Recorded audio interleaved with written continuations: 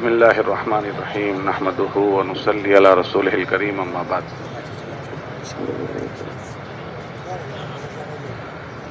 میرے عزیزوں، بھائیوں، دوستوں اور بزرگوں،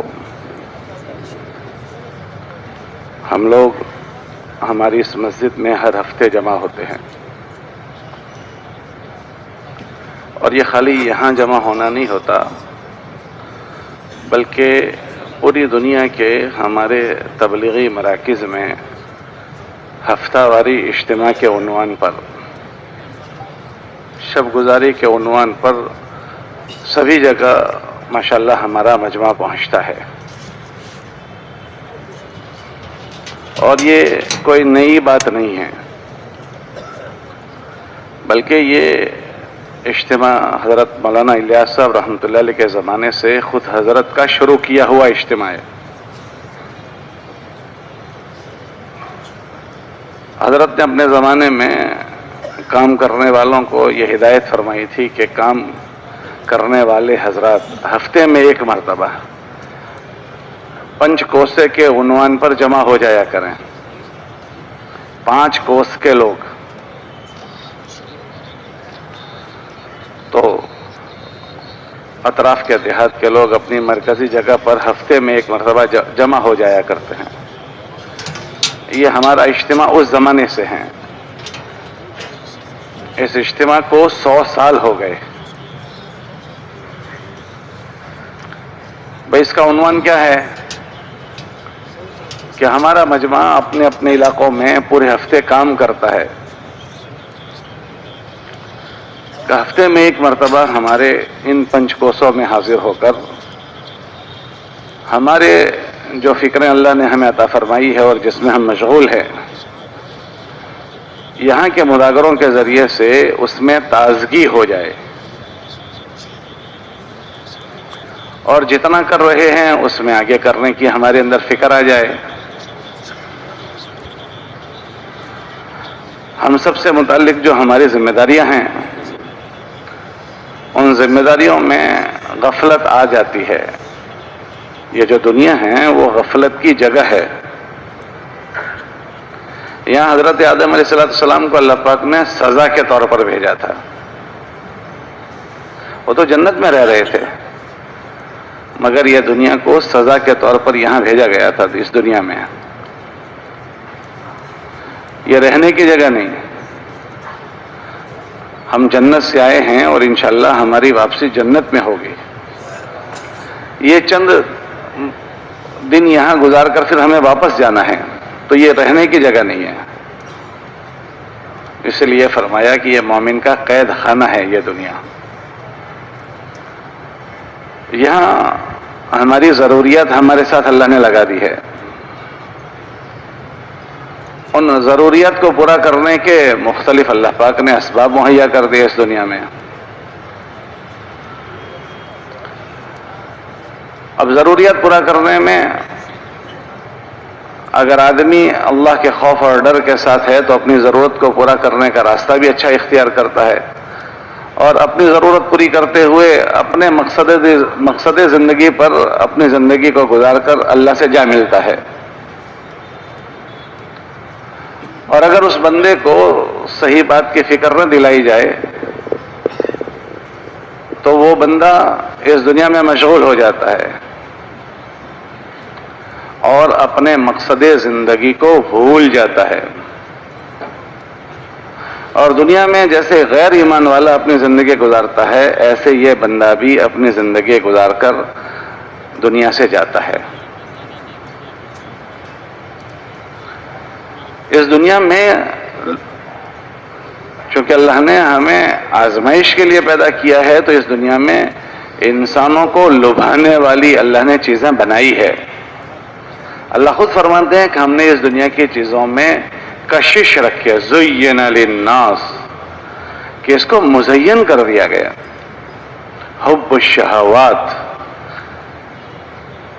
من النساء والبنین والقناطیر المقنطرۃ من الذهب والفضہ والخیل المسومہ، کہ مختلف شکلوں میں اللہ نے کشش رکھی ہے، اس کو اللہ نے خوبصورت بنا دیا ہے۔ اور اس میں یہ نہیں کہا کہ فلاں فلاں طبقہ اس کشش سے بچ جائے گا. یہ کشش کسی کے لیے خاص کوئی مختص نہیں ہے کہ ایک خاص قسم کا مجمع ہوگا جو اس کی کشش میں مبتلا ہو جائے گا اور فلاں فلاں مجمع ہوگا جو اس سے بچا ہوا رہے گا. ایسا نہیں ہے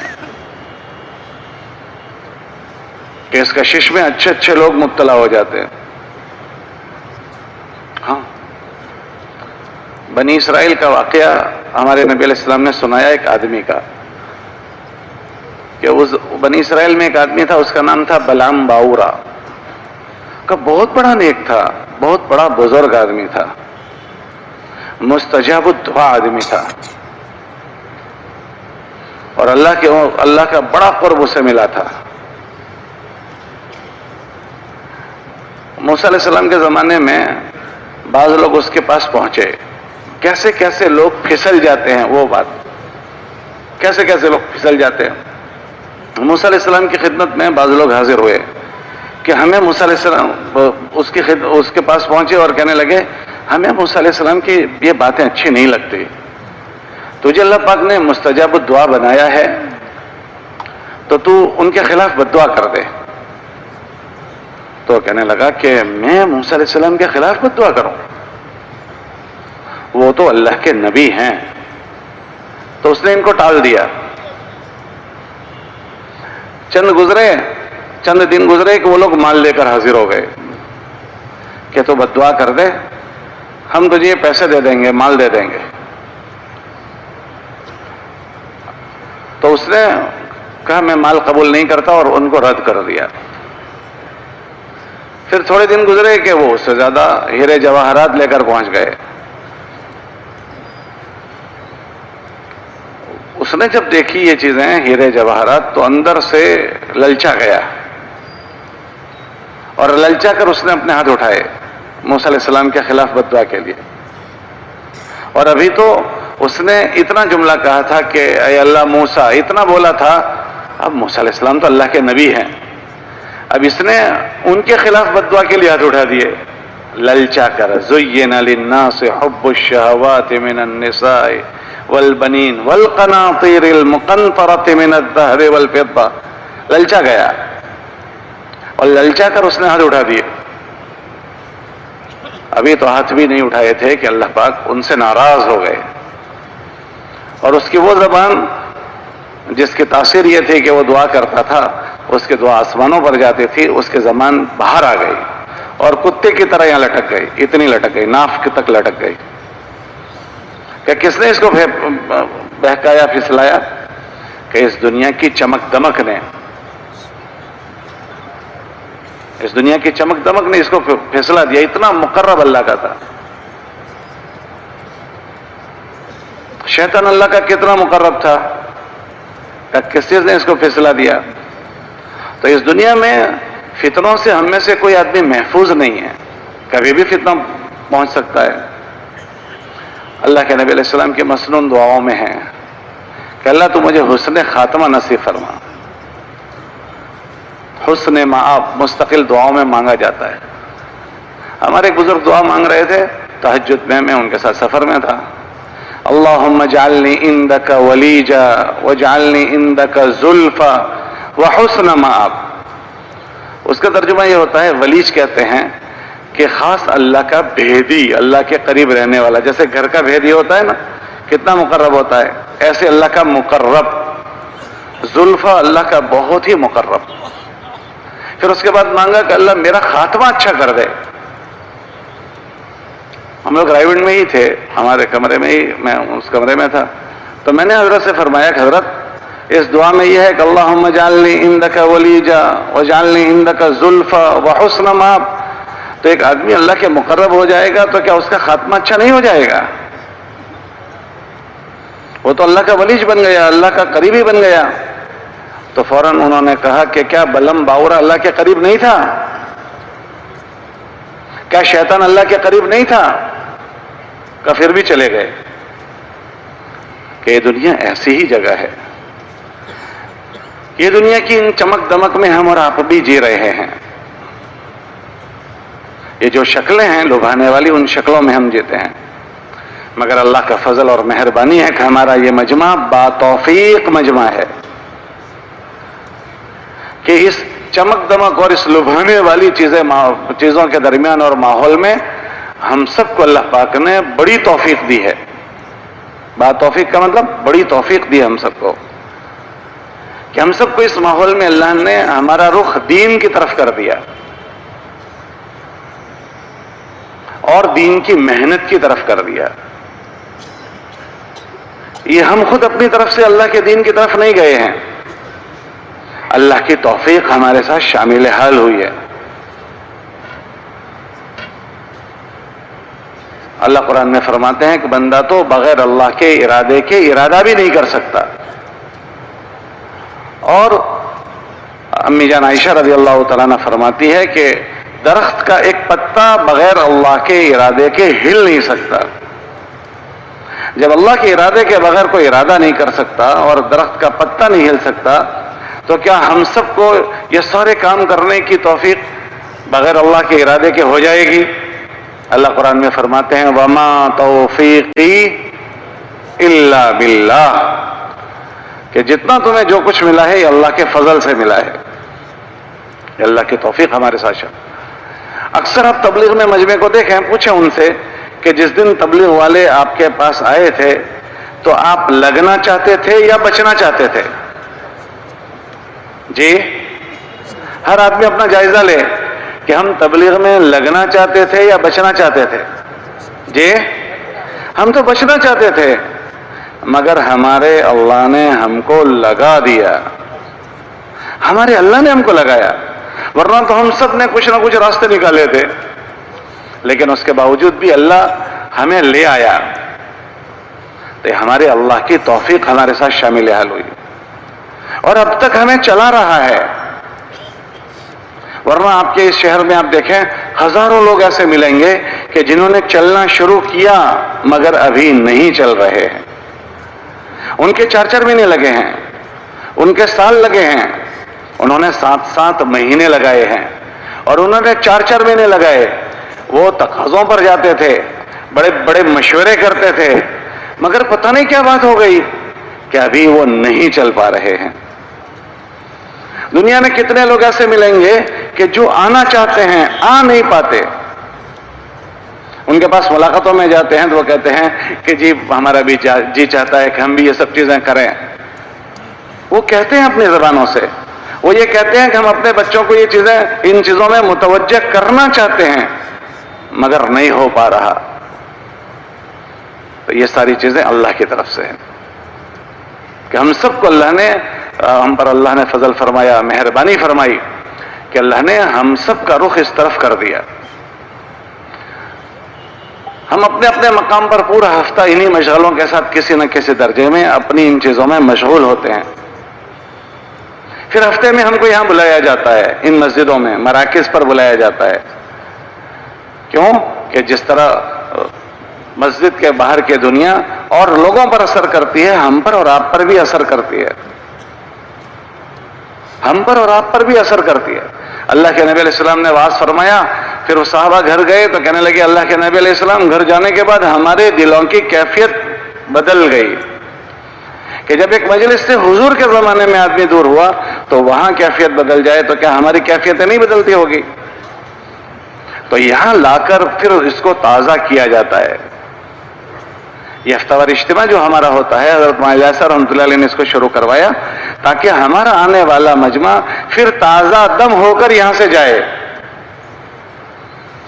حضرات صحابہ کی روایت ملتی ہے کہ اللہ کے نبی علیہ السلام کے دنیا سے پردہ فرمانے کے بعد ہر ہفتے شب جمعہ میں جمع ہوتے تھے اور اللہ کے نبی علیہ السلام والی باتیں دہراتے تھے. کیوں؟ تاکہ مجمع اس پر باقی رہے کہ ہم ان باتوں کے سننے کے، کہنے کے محتاج اور ضرورت مند ہیں. تو ہم میں کا ہر آدمی اسی ذہن سے ہمیں یہاں پہنچنا ہے کہ ہم اپنی جو اللہ نے ہمیں توفیق دی ہے اس کی اور قدر کرنے والے بنیں اور اس کے ذریعے سے جو چیز چاہی جاتی ہے اس میں اور ہماری بڑھوتری کیسے ہو اور اس میں نکھار کیسے آئے، اس کی فکروں کے ساتھ یہاں سے واپسی ہو ہماری. ایسا نہیں ہے کہ خالی آنا اور خالی بات سنی اور چلے جانا. اور یہ اس وقت ہوتا ہے کہ جب یہاں ان جگہوں پر آتے ہوئے ہمارے عزائم اور ہماری نیتوں میں یہ چیزیں شامل ہو. ورنہ تو باتیں تو پوری دنیا سنتی ہے. ارے بھائی ہماری اور آپ کی کیا باتیں ہیں؟ لوگوں نے تو حضور کی باتیں سنی تھی, اللہ کے نبی علیہ السلام کی باتیں سنی تھی. حضور کے زمانے میں ایک مجمع تھا کہ اس مجمع نے حضور کی باتیں سنی تھی, لیکن اللہ پاک ان کو جہنم کے سب سے نیچے درجے میں ڈالیں گے. ان المنافقین فی الدرک الاسفل من النار, کہ ان کو بننے کا سارے اسباب مل گئے. آدمی جماعتوں میں لگتا ہے تو اکثر جماعتوں میں آدمی لگنے کے بعد 3 باتیں کہتا ہے کہ ہمیں ایسی جماعت میں جوڑو نا جس میں امیر صاحب بہت اچھے ہوں. اکثر یہ کہتا ہے, ارے بولو نہیں کہتے. دوسرا یہ کہتا ہے کہ جماعت کے ساتھی بہت اچھے ہوں, ایسی جماعت میں بھیجنا.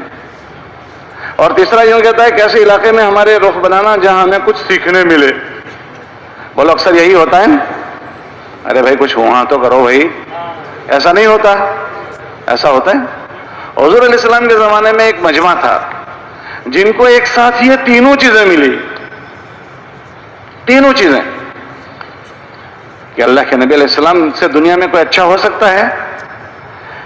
ایک منافقین کی جماعت ہے کہ جو حضور کے ساتھ سفروں میں گئی, اللہ کے نبی علیہ السلام کے پیچھے انہوں نے زندگی بھر نماز پڑھی. ان کو کوئی نہیں جانتا تھا 2 آدمیوں کے علاوہ, ایک حضور جانتے تھے اور ایک اللہ کے نبی علیہ السلام نے کن کو ان کا علم ان کا بتایا تھا؟ حضرت حذیفہ رضی اللہ. باقی صحابہ بھی نہیں جانتے تھے کہ کون کون منافق ہے. حضرت عمر رضی اللہ تعالیٰ عنہ دیکھتے تھے کہ اگر کسی کی وفات ہوئی ہے تو حضرت حذیفہ ان کے جنازے میں ہیں, اگر وہ شریک ہوئے ہیں تو وہ بھی نماز پڑھتے تھے, اور حضرت حذیفہ شریک نہیں ہوتے تھے تو سمجھ جاتے تھے کہ یہ منافق ہے. تو کوئی نہیں جانتا تھا. انہوں نے حضور کے ساتھ سفر کیے ہیں, حضور کے پیچھے انہوں نے نمازیں پڑھی ہے. تو حضور سے بڑا کوئی امیر دنیا میں ہو سکتا ہے؟ تو سب سے اچھا امیر ملا ان کو, ساتھی سب سے اچھے ملے ان کو.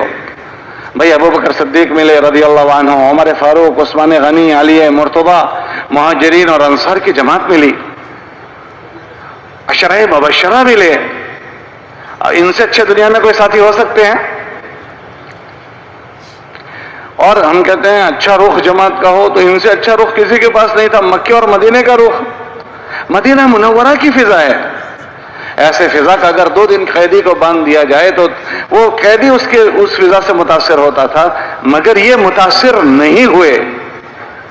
قیدی متاثر ہو جاتا تھا مگر ان کو اثر نہیں ہوا. بھئی کیا بات ہو گئی کہ جی ان کے اندر ان چیزوں سے لینے کی کوئی طلب نہیں تھی. تو اللہ ایسا سخت ناراض ہوا کہ مشرکین سے زیادہ سخت سزا ان کو اللہ دیں گے, کہ سب سے نیچے کی جہنم خطرناک ہوگی, اس میں اللہ ان کو ڈالیں گے. ان المنافقین فی الدرک الاسفل من النار. تو خالی ہمارا نیرا سننا کہنا نہیں, ہمارا نیت, کہنے والے کی بھی نیت, سننے والوں کی بھی نیت. تو پھر اللہ پاک اس کے ذریعے سے آگے کی توفیق دیتے ہیں. اور اتنا بڑا کام جو ہم کر رہے ہیں, جس میں ہم لگے ہوئے ہیں, یہ میرا اور آپ کا کام نہیں ہے. کہ یہ کس کا کام ہے؟ کہ یہ محمد الرسول اللہ صلی اللہ علیہ وسلم کا کام ہے. مولانا ایسا فرماتے تھے کہ میں اس کو کار نبوت یقین کرتا ہوں, کار نبوت یقین کرتا ہوں. کار نبوت نے کیا کام کیا کہ اللہ کے نبی علیہ الصلوۃ والسلام, اکثر نبیوں کی بعثت دنیا میں اس وقت ہوتی ہے جب دنیا میں بگاڑ عام ہو جائے, عمومی طور پر مجموعہ میں بگاڑ آ جائے. اور ہمارے نبی علیہ السلام کی بعثت تو ایسے سخت حالات میں ہوئی ہے کہ 1-2 دن کا بگاڑ نہیں, 600 سال کا بگاڑ تھا. کتنے سال کا بولو؟ 600 سال کا. پاکیزہ جگہ بیت اللہ, جس کو اللہ فرماتے ہیں یہ ہدایت کا مرکز ہے. ان اول بیت وضع للناس للذی ببکۃ مبارکا وہدی. وہ ہدایت کا مرکز, وہ بھی گندگی سے نہیں بچ سکا. ایسی گندگی کہ اس بیت اللہ میں 1-2 بت نہیں, کتنے بت آ گئے؟ 360 بت آ گئے. اتنی گندگی. ایسے ماحول میں ہمارے نبی علیہ السلام کی بعثت ہوئی ہے. اور اس زمانے کا فساد اتنا خطرناک فساد، اتنا کہ آج ہم جتنے فساد کی چیخیں لگا رہے ہیں، یہ فساد اس فساد کے مقابلے میں کچھ بھی نہیں ہے۔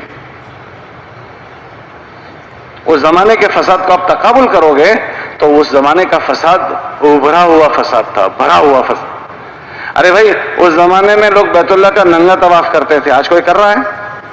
ارے بھائی کوئی کر رہا ہے؟ اس زمانے میں بیٹی کو زندہ درگور کر دیتے تھے، ابھی کوئی کر رہا ہے؟ پڑا ہوا خون چاٹ لیتے تھے، ابھی کوئی چاٹ رہا ہے؟ تو ایسا فساد سر اٹھایا ہوا تھا۔ لیکن کار نبوت، نبی والی محنت، اس نے کیا کام کیا؟ ہمارے گزر فرماتے تھے کہ نبیوں کا کام اگر یہ کام کرتا ہے کہ اگر افراد کو لگ جائیں تو افراد کو بدل دیتا ہے، اور جو ماحول میں کسی ماحول میں کیا جائے تو نبی والی محنت ماحول کو بدل دیتی ہے۔ چنانچہ یہ بگڑے ہوئے ماحول میں نبی علیہ السلام کی بعثت ہوئی ہے، اور اس زمانے کے لوگوں پر جب نبی کی محنت ہوئی ہے تو ان میں سے ایک ایک آدمی کیسا بنا؟ ایک ایک آدمی کی آپ پچھلی زندگی کو غور کرو کہ وہ پیچھے کیسا تھا، اور اس کو نبی کی محنت لگی، وہ کیسا بن گیا۔ نبی کی محنت آدمیوں کو سب سے پہلے بناتی ہے، آدمیوں کو بناتی ہے۔ حضرت عمر رضی اللہ تعالیٰ عنہ کو ان کے گھر کے لوگ یوں کہتے تھے کہ تمہیں تو اونٹ چرانا بھی نہیں آتا، تم کیا کرو گے؟ تو ایسا کیوں ان کو کہتے تھے؟ وہ اونٹ چرانے کے لیے جاتے تھے، اونٹ کو کھو کر آتے تھے۔ کوئی اونٹ ایسا تھوڑی ہے کہ 54 جیب میں رکھی ہے کہیں گر گئی، ایسا ہوتا ہے؟ اونٹ کوئی کھو جاتا ہے؟ وہ اونٹ کھو دیتے تھے۔ اور اسی عمر رضی اللہ تعالیٰ عنہ پر جب محنت ہو گئی تو ان میں کیا استعداد بنی کہ ہمارے نبی علیہ السلام نے فرمایا کہ اگر میرے بعد کوئی نبی ہوتا تو کون ہوتے؟ عمر ہوتے۔ اور 3 بر اعظم پر انہوں نے حکومت کی۔ 3 بر اعظم کس کو کہتے ہیں؟ جن کو یہ کہا جاتا تھا کہ اونٹ چراتے نہیں آتا، تو وہ آدمی ایسا بن گیا۔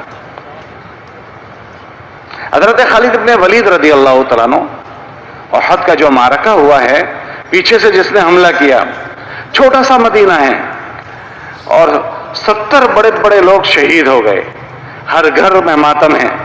یہ سارا کام کرنے کا جس نے کام کیا وہ کون تھا؟ سارا کام کرنے والا آدمی حضرت خالد ابن ولید تھے۔ ان پر حضور علیہ السلام کی محنت ہوئی، وہ کیسے بن گئے؟ اللہ کے نبی علیہ السلام نے ان کو فرمایا سیف اللہ، یہ اللہ کی تلوار ہے۔ یوں کہا جاتا تھا کہ جہاں خالد جاتے ہیں وہاں فتح ہے۔ یہ پورا ملک شام انہوں نے فتح کیا۔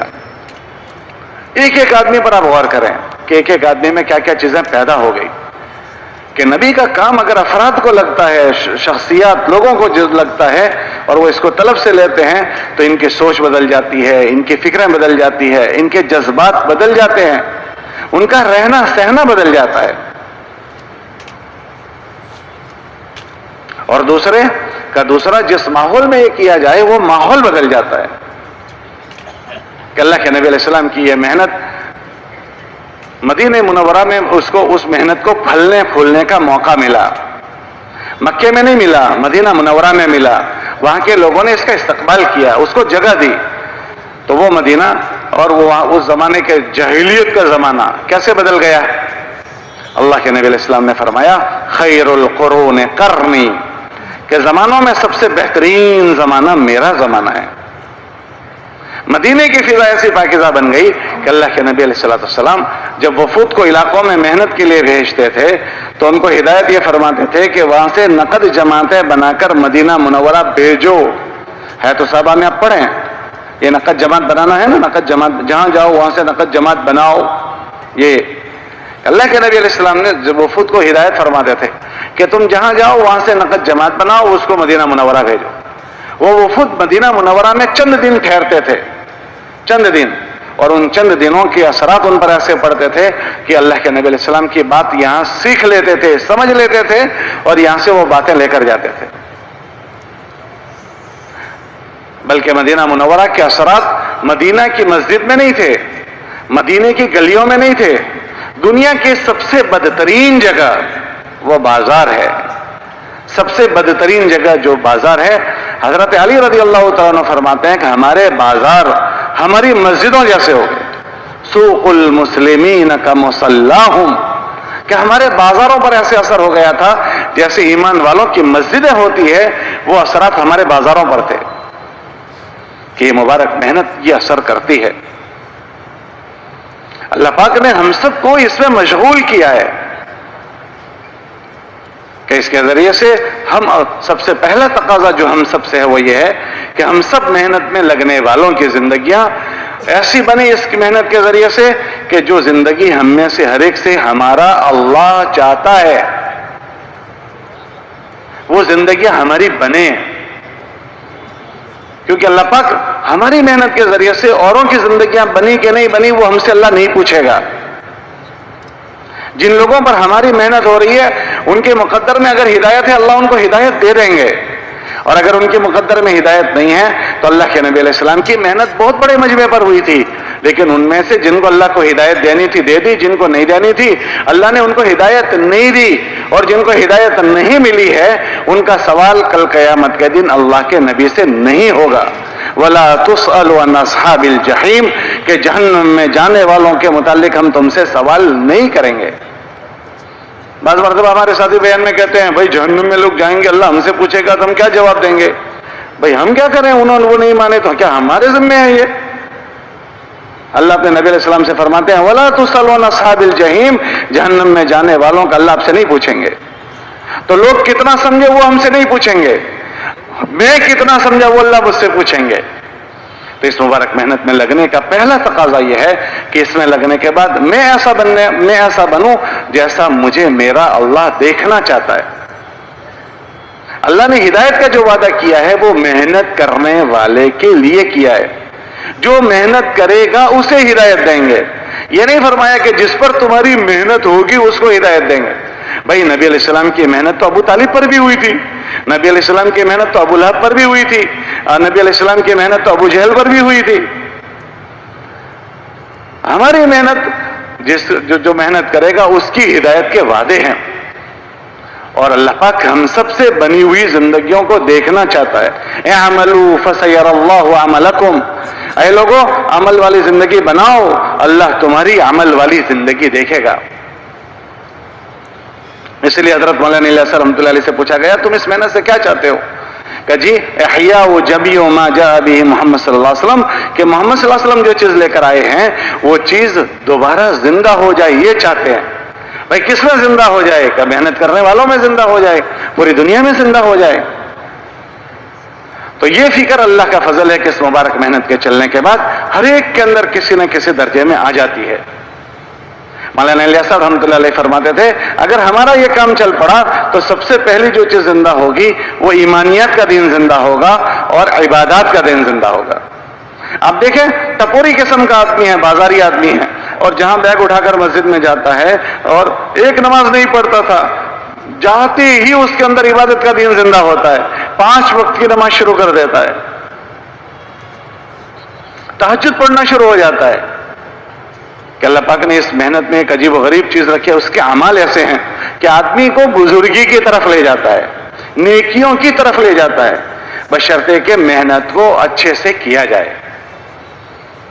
ہمارے بزرگ تھے حضرت رائے پوری رحمت اللہ علیہ، جب کام شروع ہوا تو بعد میں تو ماشاءاللہ حضرات کے وہ بڑے معاون رہے، لیکن جب کام شروع ہوا تو حضرت کو پتہ نہیں تھا کہ مولانا الیاس صاحب کیا باتیں کہہ رہے ہیں، تو بڑی تشویش تھی، پتہ نہیں حضرت دہلوی کیا باتیں کر رہے ہیں۔ تو ان کو یہ تھا کہ بھائی کوئی قابل اعتماد آدمی آ جائے تو ہم ان سے پوچھیں کہ حضرت دہلوی کیا باتیں کہہ رہے ہیں۔ ایک مرتبہ اللہ کی شان حضرت مولانا منظور نعمانی رحمۃ اللہ علیہ ہمارے وہاں کے بڑے بزرگوں میں سے ہیں، وہ انتقال ہو گیا، زمانہ ہوا، تو وہ حضرت سے بیعت تھے، وہ اور حضرت علی میاں ندوی رحمۃ اللہ علیہ۔ عام طور سے جب کوئی مرید اپنے شیخ کے پاس جاتا ہے نا تو اجازت لے کر جاتا ہے کہ حضرت میں آنا چاہتا ہوں اگر اجازت ہو۔ یہ اچانک عصر کے بعد پہنچ گئے تو حضرت رائے پوری رحمۃ اللہ علیہ نے ان کو اچانک دیکھا تو کہنے لگے کہ جی کیسے حاضری ہوئی بغیر اطلاع کے؟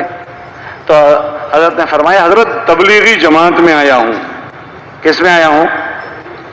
تو حضرت ایک دم کھل اٹھے، اور ان کو تو چونکہ قابل اعتماد آدمی سے سمجھنا تھا کہ حضرت دہلوی کیا کہتے ہیں، تو اب فوراً ان کا سوال جو دوسرا تھا وہ کیا کہا کہ بھئی مولانا الیاس صاحب کیا باتیں کہتے ہیں، کیا بات فرما رہے ہیں؟ تو وہ کہنے لگے کہ حضرت اگر آپ کہو تو وہ باتیں میرے پاس لکھی ہوئی ہے، آپ کو سناؤں؟ یہ کہا میرے پاس لکھی ہوئی آپ کہو تو میں سناؤں؟ حضرت مولانا منظور رحمانی فرماتے ہیں میں نے وہ باتیں حضرت کے وہاں سے لکھ لی تھی. حضرت کے دروازے پر 40 باتیں لکھی ہوئی تھی، وہ میں لکھ کر لے گیا تھا. تو مجلس میں کھڑا ہو گیا اور کھڑے ہو کر میں نے سنانا شروع کیا. 12 یا 13 یا 14 اتنی سنائی کہ حضرت رائے پوری نے فرمایا بس بس بس بس. پھر فرمایا یہ باتیں جو تم کہہ سنا رہے ہو، اگر یہ باتیں کسی کی زندگی میں آ جائے وہ تو کتب بن جائے گا. کیا بن جائے گا؟ ارے بولو کیا بن جائے گا؟ کتب جانتے ہو آپ؟ وہ جو اونچی ٹوپی نہیں پہنتا، بہت بڑی اونچی مینارے جیسی، اسی کو کہتے ہیں نا کتب. یہ کہہ رہے ہیں ہاں اسی کو کہتے ہیں. کتب ایسا ہی ہوتا ہے نا. تو پھر کتب کیا ہوتا ہے؟ اللہ کی اس دنیا میں 2 نظام ہیں. ایک تشریعی نظام شریعت کا، اس کے لیے اللہ انبیاء کو بھیجتے ہیں. ایک اللہ کا اس دنیا میں تکوینی نظام، جیسے ہوتے ہیں نا ابدال. آپ نے کتابوں میں نہیں پڑھا ابدال؟ اور اللہ کے بعض بندے اللہ ان کو اس دنیا کی چیزوں کے لیے استعمال کرتے ہیں. وہ جو شخصیتیں ہوتی ہیں ان کے جو امیر صاحب ہوتے ہیں، ان کے امیر صاحب کو کہتے ہیں کتب. وہ جو ان کے امیر صاحب ہوتے ہیں ان کے امیر صاحب کو کیا کہتے ہیں بولو؟ حضرت کہنے لگے کہ یہ وہ اعمال ہیں جو تم نے سنائے، اگر کسی فرد میں آ جائے تو وہ کیا بن جائے گا؟ کتب بن جائے گا. کتب بن جائے گا. کتب ایسے طاقتور، ایسی تیزی کے ساتھ اللہ پاک اس کو ترقی دیتے ہیں. لیکن کس کو دیتے ہیں؟ جو اس نیت کے ساتھ اس مبارک محنت میں لگے اور اپنے آپ کو بنانے کی نیت سے چلے اور ان اعمال کا اہتمام کرے جو اعمال یہاں کرنے کو کہے جاتے ہیں، کہ اس کے ذریعے سے زندگی کے سارے شعبوں میں اس کو صحیح فکر آ جاتی ہے. سب سے بڑی جو چیز حرکت میں آتی ہے اس کے اندر کی فکر، ایمان حرکت میں آ جاتا ہے. اس محنت کی خاصیت یہ ہے. حضرت مولانا صاحب رحمۃ اللہ علیہ فرماتے تھے کہ یہ تو لوگوں نے اس محنت کا نام تبلیغ رکھا، اگر میں اس محنت کا نام رکھتا تو تحریک ایمان رکھتا. کہ اگر اس کو کوئی کرتا ہے تو سیدھے اس کا جو اثر ہوتا ہے اس کے ایمان پر، ایک دم اس کا ایمان حرکت میں آتا ہے. اور ایمان کی حرکت میں آنے پر ایسا سمجھو کہ ایک بیمار آدمی تھا، وہ تندرست ہونا شروع ہو گیا. اب بیمار تھا تو اس کا جسم سن مار گیا تھا، سن ہو گیا تھا. اب اس کا جسم سن ہو گیا تو پورا یوں چیر بھی دو تو اس کو پتہ نہیں چلتا کہ میرا جسم کسی نے چیر دیا. سوئی لگاؤ تو اس کو نہیں پتہ چلتا کہ مجھے کسی نے سوئی لگائی. وہ بیمار ہے، کھانا دو تو کہتا ہے جی نہیں کھانا، پانی دو تو کہتا جی نہیں پینا، سوئی لگاؤ تو اسے کچھ نہیں پتہ چلتا کہ یہ بیمار جسم کی نشانی. اور جہاں اس جسم میں تندرستی آنا شروع ہوئی تو ذرا یوں چوٹی بھرو تو او بھائی کیا کر رہے ہو، اور ذرا سوئی لگاؤ تو ایک دم بھڑک جائے، بھائی کیا ہو رہا ہے. پہلے جب اس کا جسم سن مارا ہوا تھا تو چیر دیا ڈاکٹر نے، اس کو پتہ نہیں چلا. لیکن اب طبیعت روح بصحت ہوئی تو تھوڑی بات بھی احساس ہو رہی ہے. جب ایمان میں تازگی آتی ہے تو اندر میں احساس پیدا ہو جاتا ہے اچھے برے کا. ہمارے نبی علیہ السلام کے بعد کا فرمان ہے جس کا مفہوم حضور نے فرمایا اذا سرت کا حسنتک و اذا ساءت کا سیئتک فانت مومن. کہ تجھے تیری نیکی خوش کرے اور تجھے تیرا گناہ غمگین کرے تو سمجھ کہ تو مومن ہے. جب اندر ضعف آ جاتا ہے تو نیکی پر خوشی بھی نہیں ہوتی اور گناہوں پر غمی بھی نہیں ہوتی. ایمان کی کیفیت ایسی ہے کہ اگر اس پر محنت ہو تو اس میں اضافہ ہوتا ہے اور نہ ہو تو اس میں گراوٹ آتی ہے، زوال آتا ہے. ہمارے وہاں مدرسوں میں یہ مسئلہ پڑھایا جاتا ہے الایمان یزید و ینقص. بہت ہی معرکۃ الآراء مسئلہ، 2 مہینے بحث چلتی ہے اس پر کہ ایمان بڑھتا بھی ہے ایمان گھٹتا بھی ہے. اگر وہ بڑھتا ہے تو ایک دم اعمال خیر بڑھ جاتے ہیں. اللہ کے نبی علیہ السلام نے فرمایا ایمان ایسے میلا ہو جاتا ہے جیسے کپڑے میلے ہو جاتے ہیں. اور جب کپڑے میلے ہوتے ہیں تو اس میں خوشبو آتی ہے، تو ان میلے کپڑوں میں بدبو آتی ہے، بدبو. ایسے جب یہ جسم میلا ہو جاتا ہے تو اس میں سے بدبو آتی ہے. وہ بدبو کیا ہوتی ہے کہ اس کے جسم سے گندگی ظاہر ہوتی ہے، اس کے ہاتھوں سے غلط کام کرتا ہے، دل و دماغ سے غلط باتیں سوچتا ہے، آنکھوں سے گندی باتیں دیکھتا ہے، کانوں سے گندگی کو سنتا ہے. ہاں یہ اندر کی بات کہ اندر اس کی جس چیز کی طلب ہوتی ہے اس کی طرف وہ میلان کرتا ہے. ہر آدمی اپنی خلوت کو سوچے کہ میں تنہائی میں کیا چیزیں دیکھنے کو پسند کرتا ہوں، میں تنہائی میں کیا چیزیں سننے کو پسند کرتا ہوں، میں تنہائی میں کس چیزوں کو سوچتا ہوں۔ اجتماعی زندگی میں تو سارے بزرگ نظر آتے ہیں، بھائی نماز میں تو چور بھی نمازی ہوتا ہے، عرفات کے میدان میں تو چور بھی حاجی ہوتا ہے۔ مسئلہ اجتماعی زندگی کا نہیں ہوتا، اب ہر آدمی اپنے انفرادی زندگی کو سوچ لے کہ میرے اندر کیا جذبہ ہے، میرے جذبات کیا ہے، میری سوچ کیا ہے، میں نمایاں ہو جاؤں۔ میں کرسی پر ابھی بیٹھا ہوں، مجھ سے قیامت میں پوچھ ہوگی، بتاؤ کرسی پر کیوں بیٹھے تھے؟ ابھی والی صاحب نے عصر کے بعد کہا تھا کرسیوں پر بیٹھنے والے خطرے میں۔ اگر میری نیت ٹھیک نہیں ہے تو میں بات اللہ کے دین کی کہہ رہا ہوں، آپ کہو گے ماشاءاللہ مولوی صاحب اللہ کے دین کی بات سنا رہے ہیں، اب دین کی بات سناتے سناتے میرے اندر کے بگاڑ کی وجہ سے جہنم تیار ہو جائے گی۔ اس لیے ہمارے وہاں 5واں نمبر ہے تصحیح نیت کا۔ تصحیح نیت کا، ایک مصافحے میں نیت خراب ہو جاتی ہے، ایک سلام کوئی کرے اس میں نیت خراب ہو جاتی ہے، ایک مصافحہ نیت خراب کر دیتا ہے۔ اب تصحیح نیت، ہمارے دین کو ہمیں بناتے رہنا پڑے گا۔ اللہ نے ہمارا رخ دین کی طرف کیا ہے، مگر اس کو سنبھالنا پڑے گا، بناتے رہنا پڑے گا، اس کی فکر ہمیں اپنے اندر رکھنی پڑے گی، ورنہ غیر محسوس طریقے پر ہماری فکروں میں کمزوری ہو کر دوسروں کی فکر غالب آ جاتی ہے۔ دوسروں کی فکر کی ہمیں ذمہ داری دی گئی ہے، لیکن اپنی زندگی کی فکر کا ہمیں مکلف کیا گیا ہے۔ لا تکلف الا نفسک وحرد المؤمنین۔ اور نبی جی اپنے آپ کو تو تم پابند بناؤ، اپنے آپ کو آپ پابند بناؤ اور دوسروں کو آپ ترغیب دو۔ ہم دوسروں میں بھرنے کے مکلف نہیں ہیں، اپنے آپ کو میں بھرنے کے ہم کو مکلف بنایا گیا، اپنے آپ کو پابند کرنے کا مکلف بنایا گیا، اپنی نگرانی کرنے کا مکلف بنایا گیا۔ ورنہ تو آدمی کا کوئی عمل ریا سے زخمی ہو جاتا ہے، کوئی سما سے زخمی ہو جاتا ہے، کوئی شہرت سے زخمی ہو جاتا ہے۔ یہ ہمارے ہر ہفتے جمع ہونا اور ان مذاکروں کو سننا کہ جس بڑی بات کی اللہ نے ہم کو توفیق دی ہے کہ کہیں ہمارا نفس اور شیطان ہمیں اس محنت میں لگنے کے بعد ہمیں غفلت میں نہ ڈال دے، کیونکہ اس نے قسم کھائی ہے۔ شیطان جب آدمی پیدا ہوتا ہے تو اس کے ساتھ اس کا ایک شیطان پیدا ہوتا ہے، ہر آدمی کے ساتھ اس کا ایک شیطان پیدا ہوتا ہے، اور وہ اس کے جسم میں گردش کرتا ہے، یجری کمجری الدم، ایسے گردش کرتا ہے جیسے خون گردش کرتا ہے۔ اور روایتوں میں آتا ہے کہ جو آدمی جس لیول کا ہوتا ہے اس کا شیطان بھی اتنی ہی بڑی لیول کا ہوتا ہے۔ اگر وہ مولوی صاحب ہے تو اس کا شیطان بھی مولوی صاحب، اور اگر وہ امیر صاحب ہے تو اس کا شیطان بھی، ارے بولو بھائی۔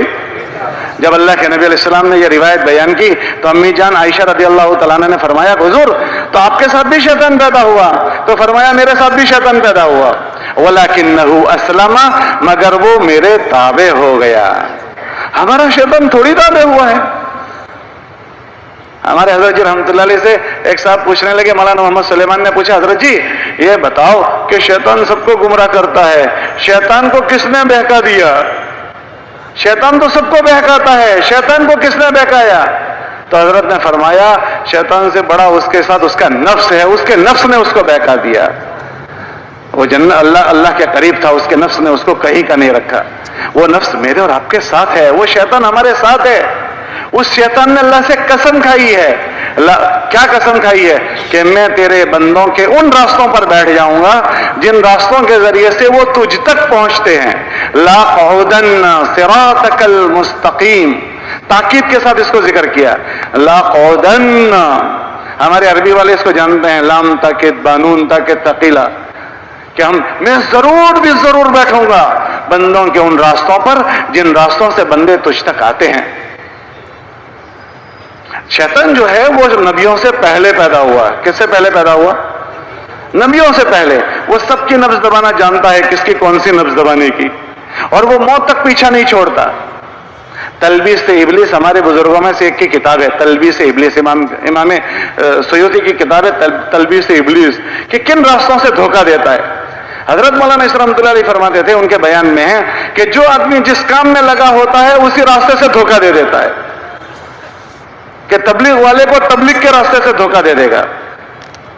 تو پھر مثال دی کہ بھئی آدم علیہ السلام جنت میں تھے تو جنت میں اس نے جنت کی چیز سے ہی دھوکہ دے دیا، کہ جنت کے درخت کو اس نے سمجھایا۔ افلا ادلک علی شجرۃ الخلد، کہ ہمیشہ تم جنت میں رہو، ایسا درخت میں تمہیں نہ بتاؤں؟ باہر کی چیز سے نہیں ورغلایا، جنت کی چیز سے ہی ورغلا دیا، کہ جو آدمی جن کاموں میں ہوتا ہے ان کاموں میں ہی اس کو ورغلا دیتا ہے۔ مثلا میں مسجد میں آیا، عشاء کی نماز کا وقت ہے، عشاء کی 4 سنتیں مجھے پڑھنا ہے۔ اب شیطان مجھے سمجھا رہا ہے کہ آج کی تیری تلاوت باقی رہ گئی ہے، آج کی تیری تسبیح باقی رہ گئی ہے، تو اس نے مجھے عمل خیر میں مشغول کر دیا۔ میں نے تسبیح پوری کر لی، میں نے تلاوت پوری کر لی، مگر جو سنتیں اس نے مجھ سے چھڑوائی اس کا اب بدل نہیں ہوگا، گئی میری سنتیں۔ اب میں اس کو سمجھ بھی نہیں سکا کہ اس نے مجھ سے سونے کی بسکٹ لے لی اور یہ کھانے والی بسکٹ ہاتھ میں پکڑا دی، کہ اوپر کے جو اس وقت کا عمل ہمارے نبی نے فرمایا تھا وہ اس نے مجھ سے چھڑا دیا اور دوسرے عمل خیر میں مشغول کیا، مگر وہ عمل خیر میرا بعد میں بھی ہو سکتا تھا، اس وقت جو سنت پڑھنی تھی وہ میں بعد میں کیسے پڑھ سکوں گا، وہ گئی میری۔ کہ وہ دھوکہ دینا جانتا ہے، اس لیے ہمیں تازہ ہونے کی ترغیب دی جاتی ہے کہ ہم اپنی زندگی کو علم و ذکر پر لائیں، علم و ذکر پر، کہ کس وقت کا کیا امر ہے، حل کے امر کو پہچاننا تاکہ دھوکہ نہ کھا جائیں۔ ہمارے گزر فرماتے تھے کہ دیکھو حافظ صاحب بننا فرض نہیں، مولوی صاحب بننا فرض نہیں، اللہ کسی کو بنا دے یہ بہت بڑی بات ہے، مگر دیندار بننا فرض ہے۔ اور بغیر ضرورت ہم جن شعبوں میں زندگی گزار رہے ہیں ان شعبوں میں مجھے کیسے رہنا، اس کا علم سیکھے بغیر کوئی آدمی دیندار نہیں بن سکتا۔ اسی لیے ہمارے یہ جو فضائل اعمال فضائل صدقات کی کتاب ہے نا، فضائل اعمال فضائل صدقات کی کتاب، اس میں ہم کو کیا باتیں سنائی جاتی ہے کہ ایک ایمان والا وہ اس کی زندگی میں 5 شعبوں سے جڑا ہوا ہوتا ہے، ایمانیات سے، عبادات سے، معاملات، معاشرت اور اخلاقیات سے۔ ان 5 شعبوں میں ایمان والا کیسا رہے وہ زندگی ہم کو اس کتاب کے راستے سے سنائی جاتی ہے، اللہ کے راستوں میں نکل کر، کہ ان 5 شعبوں میں ایمان والے کو کیسے رہنا ہے۔ ایمانیات سیکھا ہے، پھر اس کے بعد عبادات کے 5 ارکان کی تعلیم ہماری اس میں ہے، 5 ارکان میں ہم کیسے ہوں۔ ایک ہے ارکان کا زندہ ہو جانا، اور ایک یہ ہے کہ وہ ان ارکان کا ایسے زندہ ہونا جیسے اللہ اس کو دیکھنا چاہتا ہے۔ اگر وہ ارکان ایسے زندہ نہیں ہوئے جیسے اللہ چاہتا ہے تو وہ ارکان ایسے ادا کیے جائیں گے جو اللہ کو ناپسند ہوں گے، اور وہ ارکان اس کی ادائیگی بجائے اس کو اللہ کے قریب کرنے کے اللہ سے دور کر دے گی۔ کتابوں میں آپ نے پڑھا ہوگا ایک نمازی نے نماز پڑھی، ایک نماز آسمانوں پر گئی، اور ایک نمازی کی نماز اس نمازی کے منہ پر پرانے کپڑے کی طرح لپیٹ کر مار دی گئی۔ ارے بھائی اس نے نماز پڑھی ہے، کیا بات ہو گئی؟ کہ اس نے نماز ایسی نہیں پڑھی جیسی نماز پڑھنی تھی۔ اس نے کیوں ایسی نہیں پڑھی کہ ان چیزوں کا احساس اس کے اندر نہیں تھا، اس کو سیکھا نہیں ہے۔ کتابوں میں آتا ہے کہ ایک آدمی قرآن پڑھ رہا ہے، قرآن اتنی پاکیزہ چیز کہ اگر ایک حرف پڑھتا ہے 10 نیکیاں ہیں، 10 نیکیاں، اور وہی قرآن کو پڑھنے والا ایک قرآن پڑھ رہا ہے، اور جب وہ پورا کرتا ہے تو قرآن اس پر بد دعا کرتا ہے، رب قارئ والقرآن یلعن علیہ، کہ قرآن بد دعا کر رہا ہے۔ ارے بھائی میں نے تو پڑھا تھا، لیکن وہ بد دعا کیوں کر رہا ہے؟ کہ اس کو ایسے نہیں پڑھا گیا جیسے اس کو پڑھنا تھا، کہ اس کا پڑھنا اس کو لے ڈوب رہا ہے۔ ایک آدمی نے روزہ رکھا، کتنی بڑی چیز ہے روزہ، اللہ کے نبی علیہ السلام نے روزے کے فضائل میں سنایا کہ اللہ فرماتے ہیں الصوم لی، روزہ میرے لیے، وَأَنَا أَجْزِي بِهِ، میں خود اس کا بدلہ دوں گا۔ سارے اعمال کے بدلوں میں اللہ نے یہ نہیں فرمایا میں دوں گا، روزے میں فرمایا میں دوں گا، یا میں خود بدلے میں ہو جاؤں گا۔ اسی روزداروں میں ایک روزدار وہ ہے کہ جب وہ شام کو دعا پڑھتا ہے افطار کی اور اللہ سے تمنا کرتا ہے کہ مجھے میرے روزے کا بدلہ ملے، تو اللہ کی طرف سے جواب ملتا ہے لَيْسَ لَكَ إِلَّا الْجُوعُ وَالْعَطْشُ، تجھے سوائے بھوکے پیاسے رہنے کے کچھ نہیں ملے گا۔ ارے بھائی اس نے روزہ رکھا ہے، ہاں روزہ رکھا ہے، مگر روزہ ان کیفیتوں کے ساتھ نہیں رکھا جیسے رکھنا چاہیے تھا، کہ عمل وجود میں آیا ہے مگر ایسا نہیں آیا جیسا لانا تھا۔ بعض حجاج بیت اللہ پہنچتے ہیں تو ان کا استقبال ہوتا ہے، اور بعض حجاج پہنچتے ہیں اور لبیک پڑھتے ہیں لبیک اللہم لبیک، تو ان کے لیے جواب میں آتا ہے لا لبیک ولا سعدیک، کہ تم لبیک مت پڑھو، ہمیں تمہارا لبیک پڑھنا منظور نہیں ہے۔ کیوں، کیا بات ہو گئی؟ 12 لاکھ روپے خرچے کر کے گیا ہے، حج کا عمل کیا ہے۔ حضرت شیخ نے فضائل حج میں لکھا ہے کہ 6 لاکھ نے حج کیا اور قبول 6 کا ہوا، ان 6 کی برکت سے اللہ نے پھر باقیوں کا قبول کر لیا کہ جی حج ہو رہے ہیں، مگر حج کو سیکھے بغیر ہو رہے ہیں۔ اس مبارک محنت میں لگنے کے بعد ہمارے ارکان صحیح ادا ہوں، اس کی ہمارے اندر فکر آ جائے، ہمارے اپنے دین کی فکر آ جائیں، ہمارے ارکان اسلام صحیح ادا ہوں، اس کی فکر آ جائے. پھر اس کے بعد ہمارے معاملات کو سنایا جاتا ہے، حلال کیا ہے، حرام کیا ہے. کسی کا چارانے اگر ہمارے پیٹ میں آ گیا تو کیا ہوگا، حرام کا نیوالا پیٹ میں چلا گیا تو کیا ہوگا، کسی کے ایک بالشت زمین ہمارے پاس آ گئی تو کیا ہوگا، وہ ان کتابوں کے ذریعے ہمیں سنایا جاتا ہے. پھر معاشرت سنائی جاتی ہے، امی کے کیا حقوق ہیں، ابا کے کیا حقوق ہیں، بھائی بہنوں کے کیا حقوق ہیں، پڑوسیوں کے کیا حقوق ہیں، ایمان والوں کے کیا حقوق ہیں، جانوروں کے کیا حقوق ہیں. حضرت معاذ صاحب کے ملفوظات میں حضرت فرماتے تھے کہ لوگ ایمانیات اور عبادات سے اپنا دین بنائیں گے اور معاملات اور معاشرت کی خرابی سے اپنے دین کو برباد کر دیں گے. کہ ایمانیات اور عبادات کی کثرت ہو گئی کہ اس کو وہ کرنے لگا، لیکن اپنے معاملات کی فکر نہیں کی. معاملات کی فکر میں اسے یہ نہیں پتا ہے کہ میری کمائی کی شکلیں حلال کی ہے، حرام کی ہے، کس کی میراث میرے پاس ہے، میرے ابا نے پتہ نہیں میراث دی تھی نہیں دی تھی، کہ نہ آمد کی فکر ہے، نہ خرچ کی، نہ صرف کی فکر ہے، نہ معاشرت کو صحیح کرنے کی فکر ہے کہ دین کی محنت میں ماشاءاللہ اللہ نے اس کو مشغول کیا، لیکن اس پہلوؤں سے غفلت ہے. ان پہلوؤں کی غفلت اس کی کرائی ساری نیکیوں کو عکارت اور ضائع کر دیتی ہے.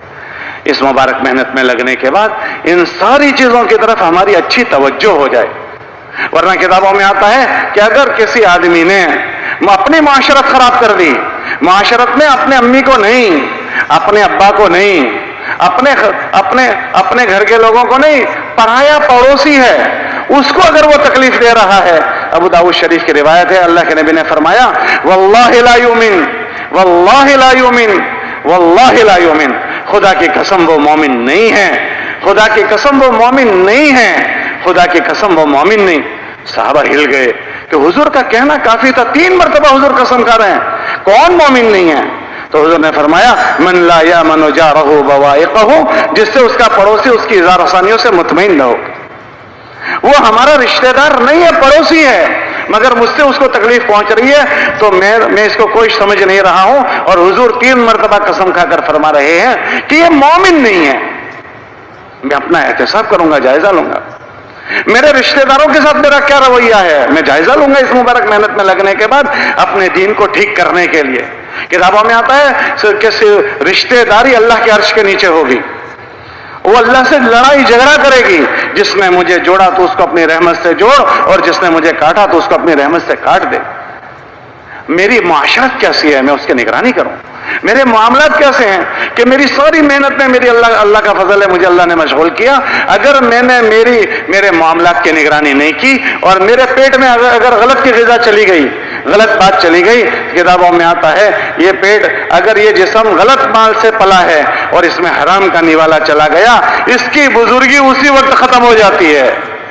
یہ کپڑوں میں جبے کبے میں ہیں، یہ سفید کپڑے میں ہے، سفید ڈھانچے میں ہے، اس کی بزرگی رستے لگ گئی. اگر وہ بیت اللہ میں چلا جائے اور بیت اللہ کا پردہ پکڑ کر دعا کرے تو بھی اس کی دعائیں قبول نہیں ہیں. بغداد میں بزرگوں کی ایک جماعت تھی، جب وہاں کوئی ظالم بادشاہ ہوتا تھا تو وہ اس کے خلاف بد دعا کرتے تھے. جب حجاج بادشاہ بنا تو اس نے سب سے پہلے ان بزرگوں کی جماعت کی دعوت کی.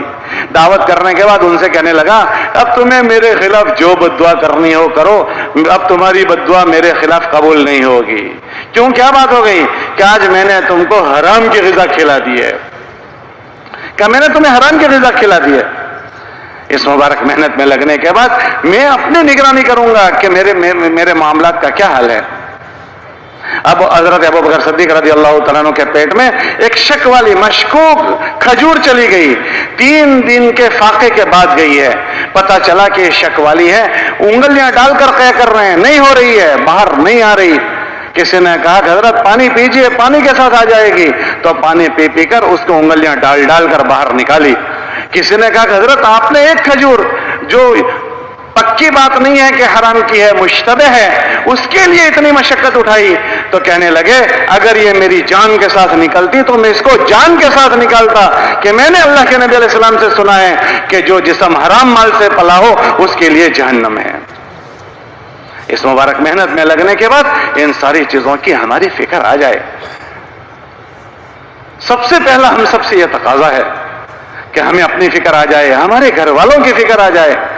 ہمارے گھر والوں کا اللہ ہم سے سوال پوچھے گا, ہماری گھر والی کا سوال پوچھے گا, ہمارے بچوں کا ہم سے سوال پوچھے گا.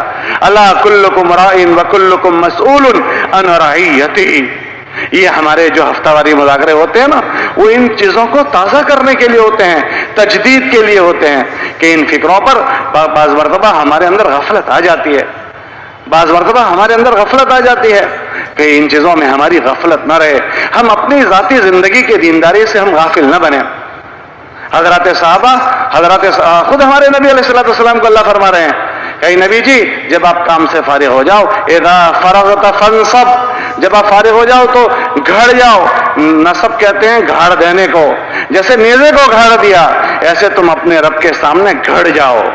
وَإِلَىٰ رَبِّكَ فَارْغَب, تمہاری نماز انتظار والی نماز ہوگی. اذان ہونے کے بعد اللہ کے نبی علیہ السلام سے فرما رہے ہیں رغبت والی نماز پڑھو, رغبت والی نماز. ساری عبادتوں میں ہمارے نبی علیہ السلام کیا حالات دیکھیں. پہر مبارک پر ورم آ گیا, تہجد اتنی لمبی ہو رہی ہے, پوری زندگی اللہ کے نبی علیہ السلام کی آپ عبادات کو آپ دیکھیں. رمضان میں اللہ کے نبی علیہ السلام کا کبھی اعتکاف نہیں چھوٹا. اللہ کے نبی علیہ السلام کا ایک بار اعتکاف چھوٹا, دوسرے سال 20 دن کا اعتکاف کیا کہ عبادتوں کی کثرت اور حسن عبادت اور زندگی کے سارے شعبوں میں ان چیزوں کی فکر آ جائے, ساری چیزوں کی فکر. تو سب سے پہلے اس مبارک محنت کے میں لگنے کا تقاضا یہ ہے کہ میرے اندر ان کی فکریں آ جائے, اپنے لیے, اپنے گھر والوں کے لیے, اپنے بچوں کے لیے. اس میں روز ترقی اور اضافہ ہو, روز ترقی اور اضافہ ہو کہ اپنی دینداری میں, کیونکہ اللہ ہم سے جو مانگے گا ہماری بنی ہوئی زندگیاں مانگے گا. اعملوا فسيرى الله عملكم, اے لوگوں عمل کر کے آنا, اللہ تمہاری بنی ہوئی زندگیوں کو دیکھے گا. اور اگر یہ لوگ بنے ہوئے ہیں تو حضرت جی رحمۃ اللہ علیہ فرماتے تھے کہ دنیا میں وہ پھیلے گا جو تمہارے اندر ہوگا, جو تمہارے اندر ہوگا وہ دنیا میں اللہ پھیلا دے گا. ہمارے اندر جو ہوگا اس کے اثرات ہمارے چلنے پھرنے میں دنیا میں پڑیں گے. حضرات صحابہ رضی اللہ تعالیٰ عنہم اجمعین کو اللہ کے نبی علیہ السلام نے شروع میں جماعتوں کی شکل میں نہیں بھیجا تھا, جہاں تک جماعتوں کی شکل نہیں بنی تھی افراد کو بھیجا تھا, افراد, ایک ایک فرد ایک ایک علاقے میں بھیجا گیا. یہ مدینہ منورہ میں حضور کے جانے سے پہلے ایک فرد گئے تھے, حضرت مصعب ابن عمیر رضی اللہ عنہ. ایک حج کے قافلے کے ساتھ گئے تھے, ایک سال گئے, دوسرے قافلے کے ساتھ دوسرے سال واپس آئے. ایک آدمی وہاں ٹھہرا ہے مدینہ منورہ میں, لیکن اتنا اثر انداز تھا کہ ایک آدمی کے وجود نے پورے مدینہ منورہ کے نقشے کو بدل دیا. حیات الصحابہ میں ہے کہ چند مکان بچے تھے جن مکانوں میں یہ باتیں نہ پہنچی ہو, ورنہ تو سارے مکانوں میں اللہ کے نبی علیہ السلام کی جو بات یہ لے کر گئے تھے ہر مکان میں پہنچ گئی. ایک آدمی کی زندگی, ایک آدمی کی زندگی نے سب کے دلوں کو پلٹا کھلا دیا. اگر یہ چیزیں میرے اندر ہے تو میں گھر میں جاؤں گا, میرے گھر میں تبدیلی آئے گی. میں اپنی مسجد میں جاؤں گا, میری مسجد میں تبدیلی آئے گی. اور میں جن محلوں میں پھروں گا اور ہم جن بستیوں میں جائیں گے ہمارے وجود سے انسانیت پر اثر پڑے گا. حضرت فرماتے تھے کہ تمہارے اندر جو ہوگا اس کے اثرات لوگوں پر پڑے گا. ہماری باتوں کی تاثیر اللہ پیدا کرے گا. اس لیے زندگیوں کو لے کر پھرنا ہے, خالی پھرنا نہیں ہے. حیات الصحابہ میں تیسری جلد میں حضرت نے مستقل ایک باب باندھا ہے کہ ان سب محنت کے ذریعے سے کیا چیز ہے, کہ یہ چیز ہے کہ آدمی جی چاہیوں سے رب چاہیوں کی طرف آ جائے.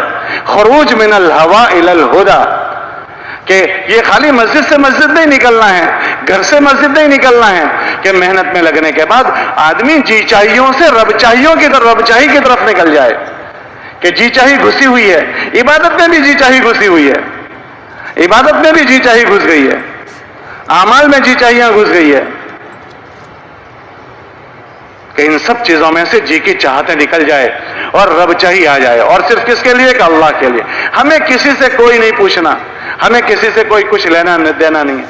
صحابہ فرماتے ہیں کہ ہمارے عزائم آخرت ہے مامونا الآخرہ, کہ تم کیا چاہتے ہو؟ کہ ہم آخرت چاہتے ہیں, ہمیں اور کوئی چیز نہیں چاہیے.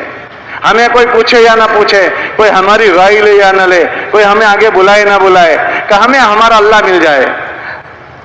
دنیا والے دے کر کیا دے دیں گے, کیا دے دیں گے؟ ہمارے حضرت رحمۃ اللہ علیہ نے ایک آدمی کو چائے لینے بھیجا تو کہنے لگے کہ جی مجھے بیچ کر مت آنا, بھئی آپ کو کیسے بیچ کر آئیں گے؟ آپ کو کیسے بیچ کر آئیں گے؟ کہ آپ وہاں جا کر کہو گے کہ حضرت نے چائے منگوائی ہے، تو وہ چائے والا 2 روپے نہیں لے گا، اور کیا کرے گا؟ تو آپ نے مجھے 2 روپے میں بیچ دیا۔ ہم اپنے دین کو بیچیں گے نہیں، ہم اپنا دین آخرت کے لیے بچا کر لے کر جائیں گے۔ ہم اس دنیا میں اپنا دین بیچیں گے نہیں۔ اگر ہم نے اس کے علاوہ اور کوئی چیز چاہیے تو ہم نے اپنے دین کا سودا کر دیا۔ روایتوں میں آتا ہے کل قیامت کے دن اللہ کہیں گے کہ اس بندے کی ساری چیزیں میرے سامنے لاؤ، پھر کہیں گے کہ جو اس میں سے میرے لیے ہے اس کو تو رہنے دو، اور جو میرے علاوہ کے لیے اس سب کو جہنم میں ڈال دو۔ اس لیے ہمارے وہاں پانچواں جو عمل ہے، پانچواں وہ تصحیح نیت کا ہے۔ بار بار نیت کرنی پڑے گی۔ اس کرسی پر بیٹھنے کے بعد نیت خراب ہو جاتی ہے، کوئی مسافہ کرنے آئے تو نیت خراب ہو جاتی ہے، بار بار نیتیں ٹھیک کرنی پڑے گی۔ پتہ بھی نہیں چلتا آدمی نفس کا، شیطان کا غلام، اس کا لقمہ بن جاتا ہے۔ اس لیے اس مبارک محنت میں لگنے کے بعد ہمیں اپنی نگرانی کی فکر آ جائے، اور زندگی کے سارے شعبوں کی اصلاح کرنے کی ہمارے اندر فکر آ جائے، کیونکہ اس مبارک محنت کے ذریعے سے جو مطلوب ہے وہ دین ہے۔ ہم دیندار بن جائیں۔ اگر ہمارے اندر یہ فکر نہیں آئی تو ہماری مثال ایسی ہے جیسے ایک آدمی اذان دیتا ہے، اللہ اکبر اللہ اکبر۔ بھائی اذان کیا ہے؟ کہ سب سے بڑی دعوت ہے، سب سے بڑی دعوت۔ اللہم رب ہذہ الدعوۃ التامہ، کہ سب سے بڑی دعوت ہے کہ وہ اذان پر اذان دے رہا ہے اور نماز نہیں پڑھ رہا۔ بھائی آپ نے اذان کیوں پڑھی تھی؟ کہ نماز پڑھنے کے لیے پڑھی تھی۔ اب اذان پر اذان دے رہا ہے اور نماز نہیں پڑھ رہا ہے۔ کیسے؟ اگر میں لوگوں میں دین کی فکر کروں اور میری فکر نہ ہو تو یہ صحیح ہے۔ اور ایسے لوگوں کے لیے کل قیامت کے دن قبر میں، جہنم میں سب سے سخت عذاب ہوگا، کہ جو لوگوں کی فکر کرے اور اپنی بھول جائے۔ کتابوں میں آتا ہے کہ ایک مجمع کو اللہ جہنم میں ڈالیں گے، ان کے پیٹ سے ان کے ہاتھ باہر آ جائیں گے اور اس کے ارد گرد دیوں لپٹیں گے، اور اس میں تعفن اور بدبو ہوگی۔ جہنم میں لوگ چیخ پکار اٹھیں گے اور کہیں گے کہ یہ کیا تو نے جرم کیا ہے؟ ہم جہنم میں یوں ہی پریشان تھے، تو نے اور پریشان کر دیا، تو نے کیا جرم کیا ہے؟ پھر خود وہ پہچان لیں گے، او ہو تو وہ آدمی نہیں ہے جو لوگوں کو نیکی کی باتیں سناتا تھا، وہ آدمی نہیں ہے۔ وہ کہے گا کہ ہاں میں وہی آدمی ہوں۔ تو تجھے کیا ہوا؟ تجھے یہاں کیوں ڈالا؟ کہ جی میں لوگوں کو تو سمجھاتا تھا مگر خود نہیں سمجھا تھا۔ یہ اس کی سزا دی جا رہی ہے۔ اللہ ہمیں ایسے شقی بدبخت لوگوں میں نہ بنائیں۔ اس لیے یہ جو ہمارے ہفتہ وار اجتماع ہوتے ہیں اس میں ہمیں ان چیزوں کی فکر دلانے کے لیے کہ سب سے پہلے ہمارے ذمہ اپنے دین کی فکر ہے، اور دوسرا ہمارے ذمہ ہمارے دین کی محنت کی ذمہ داری ہے۔ ختم نبوت کے صدقے میں اللہ پاک نے ہر ایمان والے کے ذمہ یہ دین کی محنت کی ہے۔ اللہ نے قرآن میں فرمایا، ایمان والو تم اللہ کے دین کے مددگار بنو، یا ایھا الذین آمنوا کونوا انصار اللہ، اے ایمان والو تم اللہ کے دین کے مددگار بنو۔ اللہ کا فضل ہے، کرم ہے کہ محنت کے آنے کے بعد ہم سب کسی نہ کسی درجے میں اللہ کے دین کے مددگار بننا شروع ہو چکے ہیں۔ لیکن دیکھنا یہ ہے کہ ایک میری وہ سطح ہے جو میں نے شروعات کی ہے، اور ایک میری وہ سطح جہاں تک میں جا سکتا ہوں لیکن میری سستی کی وجہ سے میں نہیں جا سکا ہوں، کہ میں ایک چیز کر سکتا ہوں لیکن میں نہیں کر رہا ہوں۔ کہ ان مذاکروں کے ذریعے سے ہمیں اس کی فکر آ جائے۔ ہم دیکھیں کہ امت کا عموم ہے کتنا پھیلا ہوا ہے، کتنا پھیلا ہوا ہے۔ اللہ کے نبی علیہ السلام نے ایک ایک تک اللہ کے بندوں کو پہنچانے کے لیے حضرات صحابہ کو چین سے نہیں بیٹھنے دیا تھا۔ مدینہ منورہ کا زمانہ صرف 10 سال کا زمانہ ہے اللہ کے نبی علیہ السلام کا 10 سال کا زمانہ، لیکن اللہ کے بندوں کو ان صحیح فکروں کی طرف متوجہ کرنے کے لیے یہ چند مجمع ہے، چند لوگوں کا مجمع ہے۔ اللہ کے نبی علیہ السلام نے ان کو نقل و حرکت پر ڈالا۔ کیسی نقل و حرکت پر ڈالا؟ کہ ان 10 سالوں میں حضرات صحابہ کے اللہ کے نبی علیہ السلام نے 150 سفر کروائے۔ بھائی ایک آدمی سال کا اگر چلہ دے تو 10 سال کے کتنے چلے ہوں گے؟ ارے بولو کتنے چلے ہوں گے؟ 10۔ اور اگر ہر سال کے 4 مہینے دے تو کتنے 4 مہینے ہوں گے اس کے؟ اور حضرات صحابہ کے کتنے کروائے؟ ارے بولو بھائی 150 سفر کروائے۔ 150 سفر کس کو کہتے ہیں 10 سال میں؟ حضرات صحابہ فرماتے ہیں کہ ہم پر 3 حال آ گئے۔ ایک ان سفروں کا خرچہ ہوا، سفروں میں جا رہے ہیں، مشقت ہی مشقت۔ دوسرا ہمیں تقاضا یہ کیا گیا تھا کہ جہاں جاؤ وہاں سے نقد جماعت بنا کر یہاں لاؤ، تو نقد جماعتیں بنا کر لاتے تھے، تو جب وہ مسجد میں آتی تھی تو اس کی مہمان نوازی کا خرچہ، مہمان نوازی کا خرچہ، ان کا اکرام کرنا ہے۔ اللہ کے نبی علیہ السلام نے فرمایا، جو جس کا مفہوم ہے سنن ترمذی میں کی روایت ہے، یاتی الیکم من اقطار العالم اوصیکم بہم خیرا، اے لوگوں تمہارے پاس لوگ دور دراز سے دنیا کے کونوں سے آئیں گے، میں ان کے ساتھ خیر خواہی کرنے کی تمہیں وصیت کرتا ہوں کہ لوگ آئیں گے۔ جماعتیں جو ہے یہ اللہ کے نبی علیہ السلام کی اس بشارت کے پیش نظر کہ لوگ ہمارے پاس دور دراز سے دین سیکھنے کے لیے آتے ہیں۔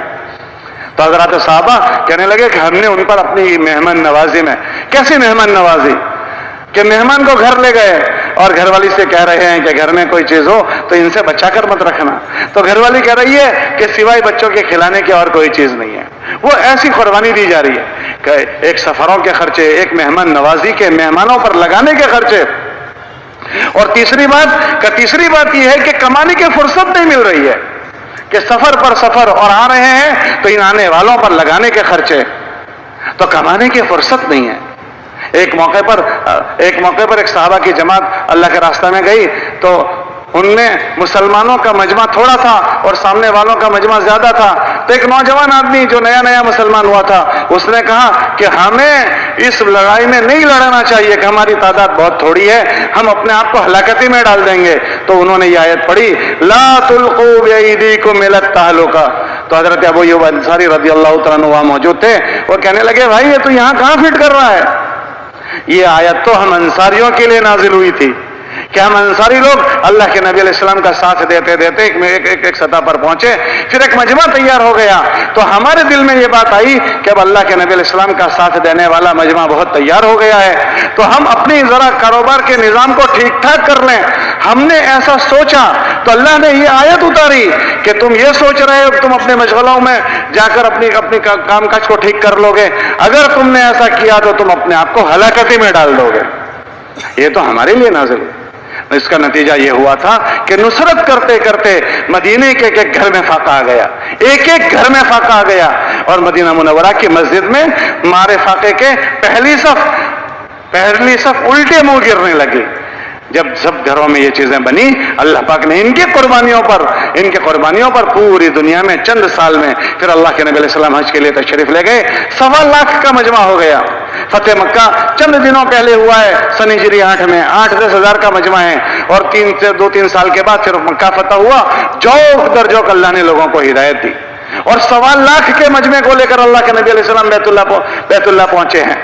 ایسا نہیں ہے کہ 1.25 لاکھ کا مجمع تھا، صحابہ کی تعداد 3 لاکھ سے زیادہ بتاتے ہیں کہ اتنی تھی، لیکن اتنے پہنچ سکے تھے کہ چند سالوں کی محنت کی برکت سے اللہ نے لوگوں کو ہدایت دی ہے۔ کہ ایسی محنت ہے یہ کہ اگر اس کو اس کی صحیح شکل کے ساتھ کیا جائے تو یہ محنت ہمیں بھی سنبھالا دے گی، اور اگر یہ محنت کی شکل صحیح قائم کی جائے ہمارے گھروں میں تو ہمارے گھروں کو سنبھال لے گی، اور جس طرح مدینہ منورہ میں آنے والوں کو یہ چیزیں ملی، ایسی ہماری بستیوں سے آنے والوں کو یہ چیزیں ملے گی۔ ہمارے مولانا عبید اللہ صاحب رحمۃ اللہ علیہ کا ایک بیان ہے رائے بنڈ کا، وہ یہ فرماتے تھے کہ کیا تم ایسا سمجھتے ہو کہ جو باتیں تم کو ذکر کر رہے ہیں کہ کوئی خواب دیکھا تھا اور صبح میں آپ کو تعبیر بیان کر رہے ہیں، ایسے کوئی خواب بیان کر رہے ہیں؟ کہ یہ چیزیں اللہ سے منو آنسو بہا کر قبول کروائی ہے، منو آنسو بہے ہیں۔ ہمارے ایک بزرگ تھے، انتقال ہو گئے، سعید صاحب بھوپال والے، وہ یوں کہتے تھے کہ اللہ نے میں ایسی پاکیزہ شکل دے دی کہ اگر اس کو کیا جائے، نقل و حرکت کے زمانے میں مضبوط نقل و حرکت ہو تاکہ یہ کیفیت ہم سب کی بن جائے، اور اکثر آدمی کا زمانہ مقام پر ہوتا ہے کہ مقامی کام کی ہمیں ایسی مضبوط شکل اللہ نے دے دی کہ اگر اس کو صحیح شکل کے ساتھ قائم کر دیا جائے تو ہمارے سارے علاقے کی گندگی اس کے ذریعے سے اللہ ختم کر دے، کہ آدمی کی سب سے پہلی حفاظت اس کی اپنی حفاظت ہو جائے، تو اس کے لیے ہم سب کو ہماری مسجدوں کے مشورے دے دیے کہ ہماری روزانہ اپنی مسجدوں کے مشوروں میں شرکت، کہ اس سے ہماری فکر کی حفاظت ہو جائے گی۔ آدمی اپنی فکروں کے تابع ہوتا ہے، آدمی اس کی فکر چلاتا ہے۔ آپ دیکھو سارے کے سارے یہاں ہفتہ وار اجتماع میں آئے ہو تو آپ کو کون لایا؟ تو آپ کی فکر لائی ہے۔ تو کیا پورے کراچی میں آپ ہی وقت لگائے ہوئے ساتھی ہو؟ آپ کے علاوہ 20 ساتھی ہوں گے، 50 ساتھی ہوں گے، وہ یہاں کیوں نہیں آئے؟ کہ ان کے پاس یہاں آنے کی فکر نہیں تھی، تو ان کے فکر کے نہ ہونے نے ان کو یہاں نہیں لائی، اور آپ کی فکر تھی تو آپ کی فکر آپ کو یہاں لے آئی۔ آدمی کو اس کی فکر چلاتی ہے۔ کہ ایک ایک ایمان والے کی فکر اچھی ہو جائے، اس کے لیے ہمارے پاس مضبوط شکل ہماری مسجدوں کے مشورے ہیں کہ ایک ایک آدمی ختم نبوت والی فکر میں لگ جائے۔ پھر اس کے بعد آدمی اپنے گھر والوں کا اللہ نے اس کو مکلف کیا، اللہ نے اپنے نبی کو اپنی ذات کا مکلف کیا، پھر اپنے گھر والوں کا مکلف کیا۔ اللہ نے اپنے نبی علیہ السلام سے فرمایا قُوا انفسکم، اے نبی جی اپنی فکر کرو، پھر فرمایا وَأَهْلِيكُمْ، اپنے گھر والوں کی فکر کرو، کس سے؟ کہ جہنم کی دہکتی ہوئی آگ سے بچاؤ۔ ہمیں اللہ نے گھر کے اعمال دیے، ہمارے گھر اس بگڑے ہوئے ماحول میں، فساد میں ہمارے گھر بچ جائیں۔ ہمارے گھر میں تعلیم کے حلقے، گھروں میں عمل کا قائم کرنا، گھر میں عمل کی فضا بنانا، کہ اس چار دیواری میں جو بچے پروان چڑھیں گے وہ ہمارے گھر کی چار دیواری کے ماحول سے متاثر ہوں گے۔ کتابوں میں آتا ہے کہ اللہ یہ بچوں کو تو اسلام پر پیدا کرتے ہیں، لیکن ماں باپ اگر مسلمان ہیں تو بچے مسلمان ہو جاتے ہیں، اور اگر ماں باپ اسلام والے نہیں ہوتے، جس فکر کے ہوتے ہیں، بچوں کو وہ اپنی فکر والے بنا دیتے ہیں۔ فَأَبَوَاهُ يُهَوِّدَانِهِ أَوْ يُنَصِّرَانِهِ أَوْ يُمَجِّسَانِهِ، کہ ماں باپ اس کو یہودی یا نصرانی بنا دیتے ہیں۔ کون سا بچہ پیدا ہونے کے بعد جانتا ہے یہودیت اور عیسائیت کیا ہے؟ وہ تو ماں باپ جیسے ہیں ایسے بن گئے۔ اگر گھروں میں یہ فکر نہیں ہوتی تو ایمان والے کے گھر میں بچہ یہودی ہو جاتا ہے، اس کی سوچ دہریے کی بن جاتی ہے۔ ہمارے ایک ایک گھر میں یہ فکر کیسے پہنچ جائے کہ ایک ایک گھر میں یہ مسجد والی فکریں کیسے منتقل ہو جائے، جیسے محمد صلی اللہ علیہ وسلم کے زمانے میں جو مسجد کی فکریں تھی وہ ہر گھر کی فکر تھی۔ اس کے لیے اس زمانے کے مرد حضور کی مسجد میں یہ باتیں اپنے گھروں میں لے کر جاتے تھے۔ اب سارے مجمع میں یہ فکریں نہیں ہیں۔ ہمارے بزرگوں نے ہمیں ایک عمل بتایا، گھر گھر کی ملاقات، کہ گھر گھر کی ملاقات کا ایسا نظام بناؤ کہ تمہارا کوئی گھر نہ چھوٹے اور کوئی گھر کا کوئی فرد نہ چھوٹے۔ اگر وہ چیز مضبوطی سے قائم ہو جائے تو ہمارے محلوں کے جو جراثیم ہیں وہ سارے ختم ہو جائیں۔ ابھی ہمارا اپنی مسجدوں کے اطراف کے 100% مکانوں تک پہنچنا نہیں ہوا ہے۔ تم یہاں سب اپنے اپنی مسجدوں کا جائزہ لو اپنی مسجد میں، کہ ہم نے اپنی مسجد کے اطراف کی 100% ملاقات کب کی تھی؟ ہماری مسجد کے اطراف کے 100% مکانوں کی ہمیں گنتی معلوم ہے؟ اس میں کتنے بالغ مرد ہیں کیا ہم جانتے ہیں؟ ابھی ہمیں نہ مکانوں کا پتہ ہے نہ اس کے افراد کا پتہ ہے۔ اور ہمارے حضرات فرماتے ہیں کوشش کرو کہ تم اس گھر میں جاؤ تو گھر میں بیٹھ کر بات کرو۔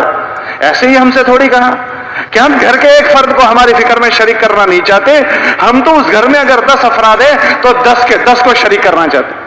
ہمارے میاں جی مہرا فرماتے تھے کہ کوشش کرو کہ ہر 15 دن میں اپنی مسجد کے اطراف کے 100% مکانوں کی ملاقات ہو جائے، اور جب اس گھر میں جاؤ تو گزارش کریں ہم کہ ہم آپ کے گھر میں بیٹھ کر بات کرنا چاہتے ہیں۔ کہ کیا ہوگا کہ جتنے مرد تمہارے ساتھ اس گھر کے ہیں وہ تمہارے سامنے بیٹھ جائیں گے اور تو ان سے تم پوری بات کرو، تو گھر کا ایک فرد نہیں، اس گھر کے سارے فرد تمہاری فکروں میں شریک ہو گئے۔ پھر فرماتے تھے ذرا آواز کو بلند کر لو تاکہ مستورات اگر سننا چاہے تو ان کے کانوں پر بھی پڑ جائے۔ لیکن حضرت جی فرماتے تھے کہ ایسا نہ کہنا کہ تم اپنی عورت کو مستورات کو بھی بلا لو، یہ فتنے کا ذریعہ ہے۔ اگر یہ شکل قائم ہو جائے تو یہ جو دنیا کی گندگی گھروں میں گھس رہی ہے، یہ اس کا ایسا زبردست توڑ ہے کہ یہ گندگیاں صاف ہو جائے گی۔ اللہ کے نبی علیہ السلام کی زمانے کی جہالت اس محنت سے ختم ہو گئی، تو کیا یہ ہمارے زمانے کی گندگی ختم نہیں ہوگی؟ حضرت مولانا اسرار رحمۃ اللہ علیہ فرماتے تھے، ان کے بیان میں ہے کہ تم محنت کر کے وائرنگ کر ڈالو، سب جگہ وائرنگ کر ڈالو، سب جگہ وائرنگ کر ڈالو، جب اللہ اس کو پاور ہاؤس سے جوڑے گا تو سارے گھر جگمگا اٹھیں گے۔ ابھی ہماری وائرنگ نہیں ہوئی ہے۔ آج ہی ہم ایک مسجد میں تھے، وہاں 400 آدمی 4 مہینے لگائے ہوئے ہیں، 350 آدمی چلے والے ہیں۔ میں نے ان سے کل پوچھا کہ آپ کے مکانوں کی ملاقات ہوئی ہے؟ اس مسجد والوں نے کہا کہ آج تک ہماری 100% ملاقات نہیں ہوئی۔ تو ایسا نہیں ہے کہ ان کے پاس کیپٹل نہیں ہے، ایسا نہیں ہے کہ ان کے پاس مجمع نہیں ہے، ہم نے صحیح ترتیب بندی نہیں کی۔ مولانا الیاس صاحب کے ملفوظات میں ہے کہ تم اپنے دین کے لیے ایسی تدبیریں اختیار کرو جیسے تم اپنی دنیا کے لیے کرتے ہو۔ آدمی دنیا کے لیے تدبیریں کرتا ہے، ہم ایک ایک تک پہنچنے کی تدبیر کریں۔ میں نے ان سے ذکر کیا، کل رات ہم ساتھ میں بیٹھے تھے، میں نے ان سے کہا کہ آپ کے پاس اتنا بڑا عملہ ہے، آپ بھئی 6 آدمیوں کو 50 مکان دو، دوسرے 6 کو 50، آپ کے 600 مکان ہیں، کتنی جماعتیں چاہیے؟ کہ جی 12 جماعتیں، ایک جماعت کے ذمہ 50 مکان آ گئے، وہ روزانہ 2.5 گھنٹے دے رہے ہیں، اگر آدھے گھنٹے میں 1 مکان کی ملاقات کریں تو 2.5 گھنٹے میں 5 مکانوں کی ملاقات۔ تو اگر روزانہ 5 مکانوں کی ملاقات وہ کریں گے تو 15 دن میں 75 مکانوں کی ہو جائے گی، اور وہ تو 85 ان کے ذمے گئے ہیں۔ اور اگر وہ 6 کی تم 2 جوڑیاں بنا دو، تقسیم کر دو، بھائی تم 3 25 کو کر لو، 3 ہم 25 کو کر لیں گے، تو یہ 3 کے ذمے 25 آئے۔ اب روزانہ 2.5 گھنٹے دے رہے ہیں، اب 2.5 گھنٹے میں 5 مکان وہ ملاقات کرتے ہیں، تو یہ 25 مکانوں تک پہنچنے کے لیے کتنے دن چاہیے؟ 5 دن میں پورے ہو جائیں گے۔ اور ہم یہ کارگزاری سنا رہے ہیں کہ ابھی تک ہماری نہیں ہوئی ہے۔ ہم سب اپنی مسجدوں کا جائزہ لیں، ہمیں اللہ نے ایک مضبوط شکل سے ایک اللہ نے محنت دی ہے ہمارے اپنے ماحول میں ایک فضا بنانے کی، ورنہ چند فیصد ہمارا مسجد کا مجمع ہوگا جو اس فکروں کے ساتھ ہے، اور مسجد کا اطراف کا جو مجمع ہوگا وہ ان غلط نظریات اور فکروں کے ساتھ ہوگا کہ جو دنیا میں جس کے رو چل پڑی ہے، کہ اکثریت اس کی ہوگی اور چند تعداد ہماری ہوگی، معاشرے پر وہ چیزیں غالب آ جائے گی، اور ایسی غالب آئے گی کہ پھر اس گندگی سے ہماری مسجدیں نہیں بچے گی۔ جیسے بیت اللہ نہیں بچ سکا، اطراف کے ماحول سے بیت اللہ نہیں بچ سکا، بیت اللہ جیسے بیت اللہ میں 360 بت آ گئے، تو کیا یہ اطراف کی گندگی ہماری مسجدوں میں نہیں آئے گی؟ اور جو اطراف کی گندگی ہے وہ میرے اور آپ کے گھر میں بھی آ جائے گی، میرے اور آپ کے بچوں میں بھی آ جائے گی۔ اس کا بہترین شکل ہمارے بڑوں نے ہم کو یہ 2.5 گھنٹے کے ذریعے سے ایک فرد تک پہنچا۔ اور 2.5 گھنٹے ہم کب لگائیں؟ ہمارے حضرت فرماتے تھے بھائی اس وقت لگاؤ جس وقت سامنے والا آدمی تمہیں ملتا ہے۔ سامنے والا وہ مسجد والوں سے میں نے پوچھا آپ کب لگا رہے ہو؟ کہ جی شام کو لگا رہے ہیں۔ ارے بھائی شام کو دو دن تو تمہارے گشت میں چلے جائیں گے، ایک دن مشورے میں چلا جائے گا، ایک دن شب جمعہ میں چلا جائے گا، 4 دن تو یہ ہو گئے، تو 3 دن میں اب تم کیا بچا کر لو گے؟ حضرات نے تو یہ فرمایا ہے کہ سامنے والا جس وقت ملے اس وقت ملنے کی ترتیب بناؤ۔ اگر ہم اس طرح سے ہدف بنائیں تو یہ اللہ کے نبی علیہ الصلوۃ والسلام کی امت تک ہمارا پہنچنا ہوگا۔ آپ دیکھیں امت کے حالات، ہم ان پر رحم کھائیں، شفقت کریں، ہم ان کے پاس جائیں، اس کے ذریعے سے ایک اچھی شکل بن جائے گی۔ پھر عمومی گشت کے ذریعے سے ہمارے مسجد میں لا کر ان کی ذہن سازی، پھر دوسرے گشت کے ذریعے سے ہمارے اطراف کے محلوں میں ہمارے اطراف کہ اللہ نے ہماری مسجد کی محنت کے ذریعے سے ہمارے مسجد کو سنبھالا دے دیا، ہمارے دوسرے گشت کے ذریعے سے ہمارے مسجد کے اطراف میں جو غیر مانوس محلے ہیں، ہمارے بزرگ فرماتے ہیں بھائی دوسرا گشت کہاں کیا جائے گا؟ کہ دوسرا گشت اس مسجدوں میں کیا جائے گا، ان محلوں میں کیا جائے گا جہاں مقامی مسجدوار جماعت نہیں ہے۔ اگر ایک مسجد میں مسجدوار جماعت ہے وہیں ہم دوسرا گشت کر رہے ہیں تو ہم وہاں جا کر کیا کر لیں گے؟ ہم وہاں جا کر کیا کریں گے؟ ہم نے ہمارے وہاں صوبوں میں دیکھا کہ ہمارے پاس مسلمانوں کے ایسے محلے ہیں دور دور 30 کلومیٹر پر، 25 کلومیٹر پر، 40 کلومیٹر پر ایسے محلے کہ جہاں مسلمانوں کی آبادی ہے اور وہاں کوئی پرسان حال نہیں، لوگ دوسرے گشت میں 30 کلومیٹر جا رہے ہیں، 25 کلومیٹر جا رہے ہیں دوسرے گشت کے لیے کہ ان کے پاس پہنچنا ہو۔ کہ اگر یہ شکل اگر ہماری اچھی مضبوطی سے شکل قائم ہو جائے تو انشاءاللہ ہمارے چاروں طرف فائرنگ ہو جائے گا۔ پھر 3 دن کی محنت کے شکل سے ہمارے ضلعوں کے دیہات کہ ہم کون سے دیہاتوں میں جائیں گے کہ جن مسجد میں سال بھر ہماری مہمان جماعتیں آتی جاتی رہتی ہے، اگر ہمارے مسجد کے ذمہ دار بھی انہی مسجدوں میں جا کر سیر و ضے لگا رہے ہیں کہ ہمارے اطراف کے دیہاتوں میں کون جائے گا؟ ہمارے اطراف کے دیہاتوں کے ہم حالات دیکھیں کہ کیسے حالات ہیں۔ اور آپ کے وہاں تو الحمدللہ ایمان والوں کے دیہات ہے، ہمارے وہاں تو ہمارے ایمان والوں کے دیہاتوں میں غیر ایمان والے، اور وہ سب مسلمانوں کو ڈھونڈنا پڑتا ہے، ڈھونڈ کر۔ تو ہمارے وہاں تو ساتھی ٹینٹ لے کر جاتے ہیں، خیمے بنا کر جاتے ہیں اور درختوں کے نیچے ٹھہرتے ہیں، سال بھر سیر و ضے جماعتیں چلتی ہے، 100 کلومیٹر سیر و ضے میں جاتے ہیں، 100 کلومیٹر۔ اور ہمارا ایک شہر ہے بنگلور، وہاں کے لوگ تو 500 کلومیٹر جاتے ہیں سیر و ضے۔ رات حضرت جی سے پوچھا گیا کہ سیر و ضے کہاں لگائیں؟ کہ اتنی مسافت پر جاؤ جس مسافت پر جانے کے بعد تمہارے 24 گھنٹے کے اعمال قابو میں آ جائیں۔ وہ عشاء کے بعد کی ٹرین سے بیٹھتے ہیں، فجر میں منزل پر پہنچتے ہیں، اور پھر فجر میں وہاں سے چلتے ہیں تو عشاء میں بھی آ جاتے ہیں۔ کہ ہمارے ان دیہاتوں کے آپ قرضداری لو۔ ہمارے ماں ابراہیم صاحب کہہ رہے تھے کہ بھائی ان دیہاتوں والوں کی خبر لو، ان کے پاس 2 چیزیں ہیں، ایک ان کے اندر جہالت ہے جو جہالت کفر کی صفت ہے، اور دوسرا ان کے اندر غریبی ہے۔ اور غریبی کے متعلق کیوں آتا ہے کہ آدمی کو غریبی کفر پر لے جاتے ہے، کاد الفقر ان یکون کفرا، کہ ایک دھکا لگاؤ گے وہ کفر میں چلے جائیں گے۔ ان کے پاس ہم جائیں، ان کے حالات ہم دیکھیں. اللہ نے ہمیں یہ نعمت دی ہے.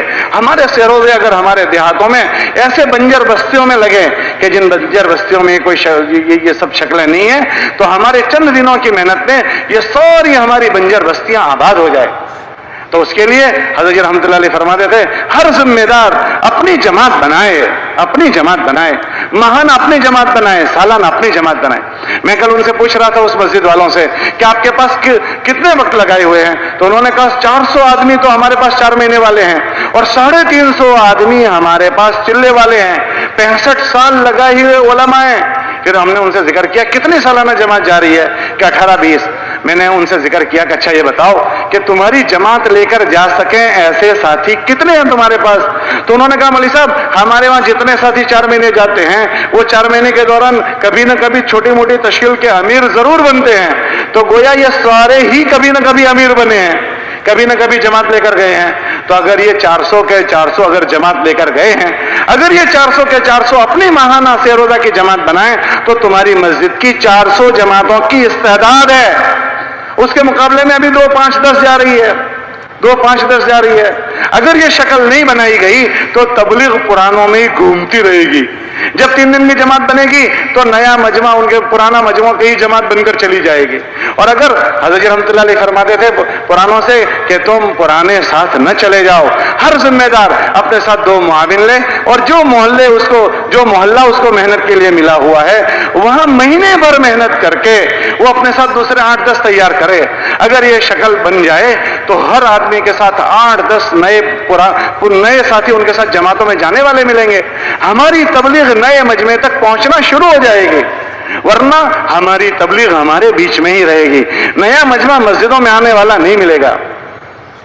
اس لیے گزارش ہے کہ ہماری یہ سطح بڑھنی چاہیے. ان ہفتہ وار اجتماع میں آنے کے بعد ہماری فکروں میں بیداری آنی چاہیے کہ اگر ہمارے ہر مسجد والے سوچیں کہ ہماری مسجد میں جماعت لے کر جانے والے ساتھیوں کی تعداد کتنی ہے, اور اس کے مقابلے میں ہماری مسجد کی جماعتیں کتنی بن رہی ہے, استعداد کتنی ہے اور کتنی بن رہی ہے.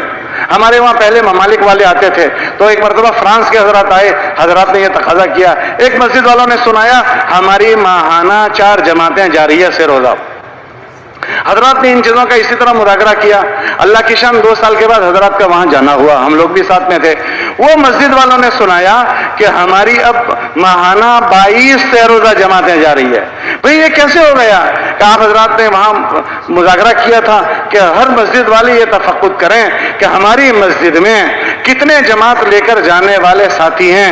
اتنی جماعتیں بننی چاہیے کہ ہر ذمہ دار اپنے جو گلی محنت کے لیے دی گئی ہے, محلہ محنت کے لیے دیا گیا ہے, اس ذمہ دار کو 2 معاون دو. اب وہ مہینہ بھر محنت کر کے اپنے محلے سے جماعت بنائیں. تو ہم نے دیکھا ہماری مسجد میں ایسے 28 ساتھی تھے, تو ہم نے 28 کی جوڑیاں بنا دی. 2 سال میں محنت کرتے کرتے ہم 24 پر پہنچ گئے. اللہ کا فضل ہے. اب ہماری امید ہے کہ ہم 28 تک چلے جائیں گے. کہ جن حضرات نے یہ شکلیں سوچی وہاں یہ ہوا. ابھی عصر کے بعد مولوی صاحب نے بیان کیا, رمضان میں حضرات کہتے ہیں بھائی 2 مرتبہ سے روزہ لگاؤ, 3 مرتبہ لگاؤ. ان کی اکیلے کی مسجد سے رمضان میں 120 جماعتیں جاتی ہے. ان کی اکیلے کی مسجد, جنہوں نے عصر کے بعد بیان کیا, 120 جماعتیں ان کی ایک مسجد سے. وہ اس کی تدبیر, حضرت مولوی صاحب فرماتے تھے کہ دین کے لیے تم ایسی تدبیر اختیار کرو جیسے تم اپنی دنیا کے لیے کرتے ہو. ہم نے ہمارے وہاں ایک مسجد میں دیکھا 150 مکان ہے, 150 مکان, اور ان کے وہاں ایک آدمی بھی جماعت لے کر جانے والا نہیں تھا. تو دوسرے گشت والے وہاں آتے رہے اور وہاں سے مسجد کے ساتھیوں کو اپنے ساتھ سیروزہ لگواتے رہے. ہوتے ہوتے اس مسجد کی اتنی استعداد بنی کہ وہ خود سیروزہ جماعت لے کر جاتے ہوئے چند سالوں میں. اور میں نے ابھی ان کی مسجد میں دیکھا 150 مکان ہے, گزشتہ سال ان کی 1 سال میں 10 جماعتیں روانہ ہوئی. 7 جماعتیں چلے کی گئی, ایک 4 مہینے کی 24 ساتھیوں کی گئی, اور ایک جماعت ویسٹ انڈیز میں گئی, اور ایک مستورات کی جماعت گئی. کہ ایک مسجد 150 مکان والی 10 جماعتیں دے سکتی ہے.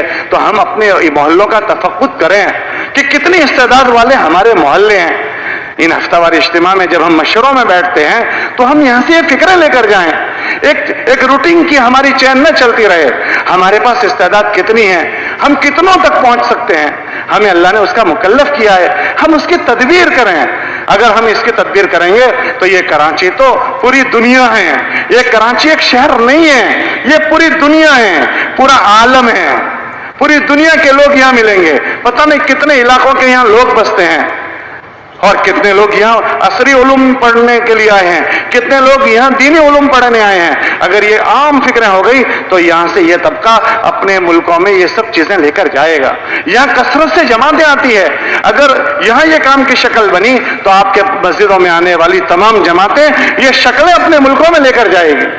इसलिए गुजारिश है कि हमारे हफ्तावार इज्तिमा इसीलिए होते हैं, शब गुजारी हमारी इसीलिए होती है कि हमारी अपने अंदर अपनी ज़ाती ज़िंदगियों के फिक्रों में भी बेदारी आ जाए, और हमारी जो मेहनत है उस मेहनत में भी हमारी बेदारी आ जाए, और इसको हम हल्का ना समझें।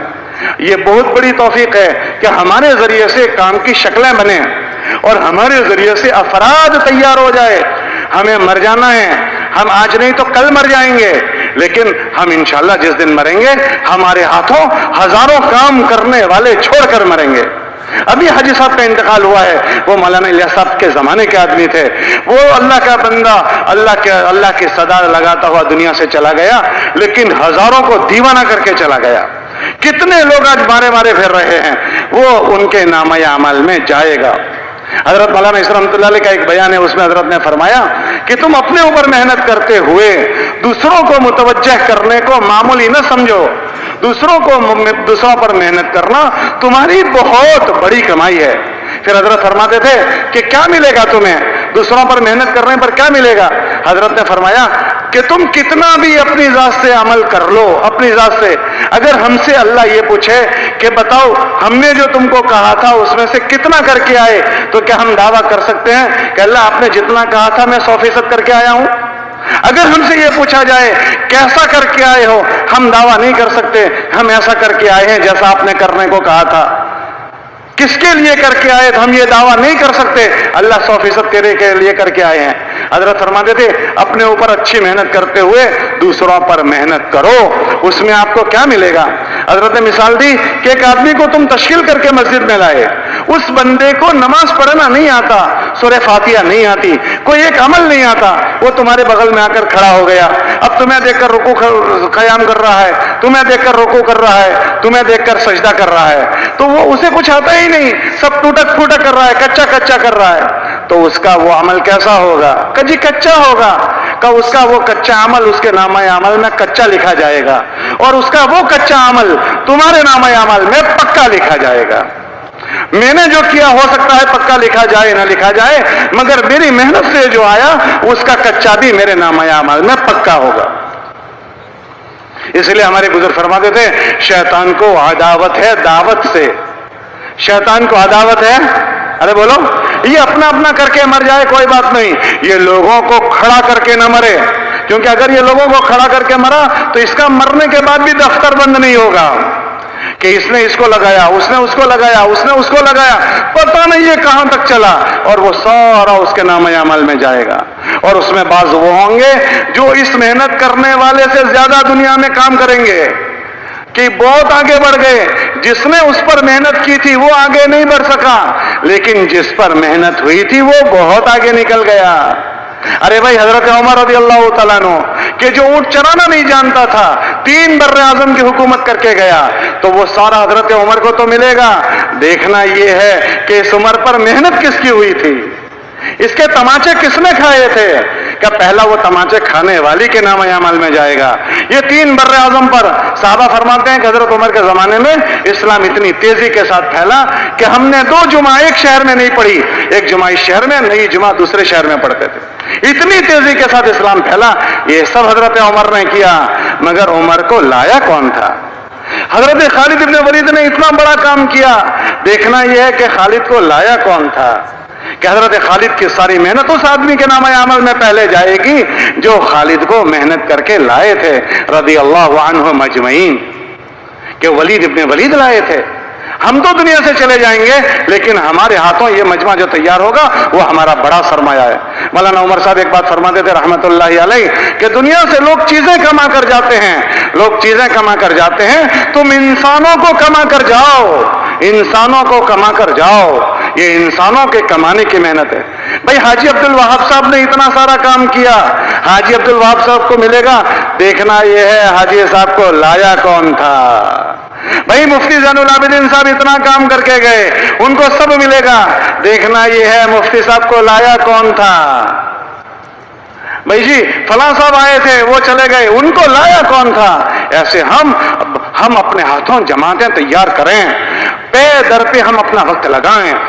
ایک آدمی اس مہینے کے 3 دن لگاتا ہے تو اس کے ساتھ نیا مجمع 15 آدمی جائیں گے، اب یہ 15 آدمی اس کے ہاتھوں تیار ہو گئے۔ ایک آدمی اپنا سالانہ وقت چلہ لگا رہا ہے تو اب اس کے ساتھ 15 آدمی نئے تیار ہو جائیں گے۔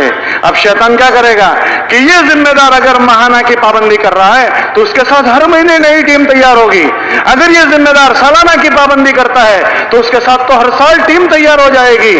تو کیا کرو کہ یہ ذمہ دار کو ہی معذور کر دو، اسی کو بٹھا دو کہ یہ کیا ہو گیا کہ ماہانہ چلہ اس کا سالانہ چلہ ڈیو کروا دو، ماہانہ سیروزے اس کے ڈیو کروا دو۔ جی کیا بات ہو گئی کہ شیطان نے نبض دبا دی کہ مجھے سیروزہ تو جانا ہے مگر گھر کا مسئلہ ہے، سیروزہ تو جانا ہے مگر امی کا مسئلہ ہے، سیروزہ تو جانا ہے مگر دکان کا مسئلہ ہے، سیروزہ جانا ہے گھٹنوں کا مسئلہ ہے، سیروزہ جانا ہے مگر شوگر، سارے کام کر رہا ہے مگر تبلیغ میں مگر آ گیا کہ شیطان سب کی نبض دبانا جانتا ہے، وہ سارے کام کرتا ہے مگر اللہ کے راستے کی نقل و حرکت پر اس کو عذر سمجھاتا ہے۔ عذر کیوں؟ اگر یہ کھڑا ہو گیا تو اس کے ساتھ ایک ٹیم تیار ہو جائے گی، تو اسی کو بٹھا دو تاکہ نہ رہے بانس، ارے بولو بھائی، نہ رہے بانس نہ بجے بانسوڑی، کہ یہ کھڑا ہو گیا پوری دنیا میں بانسوڑی بجائے گا، کہ اسی کو بیمار کر دو۔ اور کتابوں میں آتا ہے جو عذر والا نہیں ہوتا پھر عذر بناتا ہے، اللہ اس کو اسی عذر والا بنا دیتے ہیں۔ اس لیے حکم ہے عذر نہ بناؤ، فلا تمارضوا، اے لوگوں اپنے آپ کو عذر والے نہ بناؤ، فتمرضوا، عذر والے بنا دیے جاؤ گے، بیمار بناؤ گے بیمار بنا دیے جاؤ گے، عذر والے بناؤ گے عذر والے بنا دیے جاؤ گے۔ اس لیے شیطان ہم کو ان چیزوں سے ڈراتا ہے۔ ہم ان ہفتہ وار اجتماعات میں آنے کے بعد ہم اپنی فکروں کو تازہ کریں، چلوں کا مسئلہ نہیں ہے، ہم بار بار پے در پہ 4 مہینے لگائیں، پے در پہ 4 مہینے کہ ہمارے ساتھ ہمارے محلوں کی جماعتیں جائیں، یکسوئی کے ساتھ ہم 4 مہینے گزاریں۔ مولانا الیاس صاحب کے ملفوظات میں ہیں، ایک ایسی دنیا قائم کرو کہ تم ہو اور تمہارا اللہ ہو، کہ ہماری اللہ سے یاری ہو جائے، ایسی پیدر پہ ہمارے 4 مہینے لگیں۔ ابھی ہمارے ایک حاجی صاحب کا انتقال ہو گیا، 54 مرتبہ 4 مہینے لگائے، 54 مرتبہ۔ مسئلہ 1-2 مرتبہ لگانے کا نہیں ہے، میرے ہاتھوں عملہ تیار ہو جائے، میرے ہاتھوں افراد تیار ہو جائے، میں اس دنیا سے جاؤں تو انسانوں کو کما کر جاؤں، یہ میرا عزم ہو جائے۔ اس کے لیے میں اگر اس دنیا میں مشغول ہوتا ہوں 8 مہینے تو میں 4 مہینے اپنے آپ کو فارغ کروں، اپنے آپ کو فارغ کروں۔ ہمارے وہاں تو یہ آواز لگ رہی ہے کہ بھائی ہر سال 4 مہینے لگاؤ، ہر سال لگاؤ، اور اگر ہر سال ہمت نہیں ہے تو دوسرے سال لگاؤ، ورنہ تیسرے سال تو ضرور لگاؤ۔ اللہ کا فضل ایک بہت بڑا مجمع ہر سال کا لگانے والا ہو گیا، اور دوسرے سال اور تیسرے سال تو اکثر معتد بھی تعداد لگانے والی ہو گئی۔ اس لیے ہم لوگ بھی طے کریں کہ ہم، اللہ نے اپنے فضل سے ہمیں دین کی توفیق دی ہے اور اللہ نے ہمارا رخ دین کی محنت کی طرف دیا ہے، ہم اس کی ناقدری نہیں کریں گے، اس کی قدر کریں گے، اور اللہ نے جتنا بڑھایا بڑھتے ہی چلے جائیں گے، بڑھتے ہی چلے جائیں گے، اور انشاءاللہ ہم بھی پے در پہ 4 مہینے لگا کر اس دنیا سے جائیں گے تو انشاءاللہ باونج نہیں مریں گے، انسانوں کو کما کر مریں گے۔ مولانا عمر صاحب فرماتے تھے باونج نہ مریں، بانج نہ مریں۔ بانج ایسی عورت کو کہتے ہیں جس کو بچے ہی نہیں تھے، اکیلا تھا اور اکیلا مر گیا، کہ ہم بانج نہیں مریں گے، ہم اس دنیا سے انسانوں کو کما کر مریں گے۔ اس لیے گزارش ہے کہ سب نیت کرو، میں بھی بانج نہیں مروں گا، انشاءاللہ انسانوں کو کما کر مریں گے۔ بھائی سب طے کرتے ہو؟ کون کون طے کرتے ہیں انسانوں کو کما کر؟ اور سب طے کرو کہ انشاءاللہ اللہ ہمت دے ہر سال 4 مہینے دیں گے۔ کتنے سال بولو؟ ہر سال 4 مہینے دیں گے۔ کون کون ہر سال دے گا؟ اور اس کی شروعات اسی سال سے کریں گے۔ اس کی شروعات بولو کب سے کریں گے؟ اسی سال سے، اور اب سے کریں گے۔ کب سے کریں گے بولو؟ اب اسی سال سے کریں گے اور ابھی سے کریں گے۔ کرو گے انشاءاللہ؟ ارے بھائی کرو گے؟ کب تک کرنا ہے؟ کرتے کرتے مرنا ہے۔ بولو کیا کرنا ہے؟ کرتے کرتے مرنا ہے اور مرتے مرتے کرنا ہے۔ وہ بزرگ جو 4 مہینے 54 مرتبہ گئے، ہم نے دیکھا 4 مہینے میں ہی وفات پائی، تہجد کے وقت میں وفات پائی، فجر کی تیاری کر رہے تھے 4 مہینے میں اور وفات پائی کہ کرتے کرتے مرنا ہے۔ ہمارے نبی نے تمنا کی کہ میری موت آئے اللہ کے راستے میں، اقتل، کہ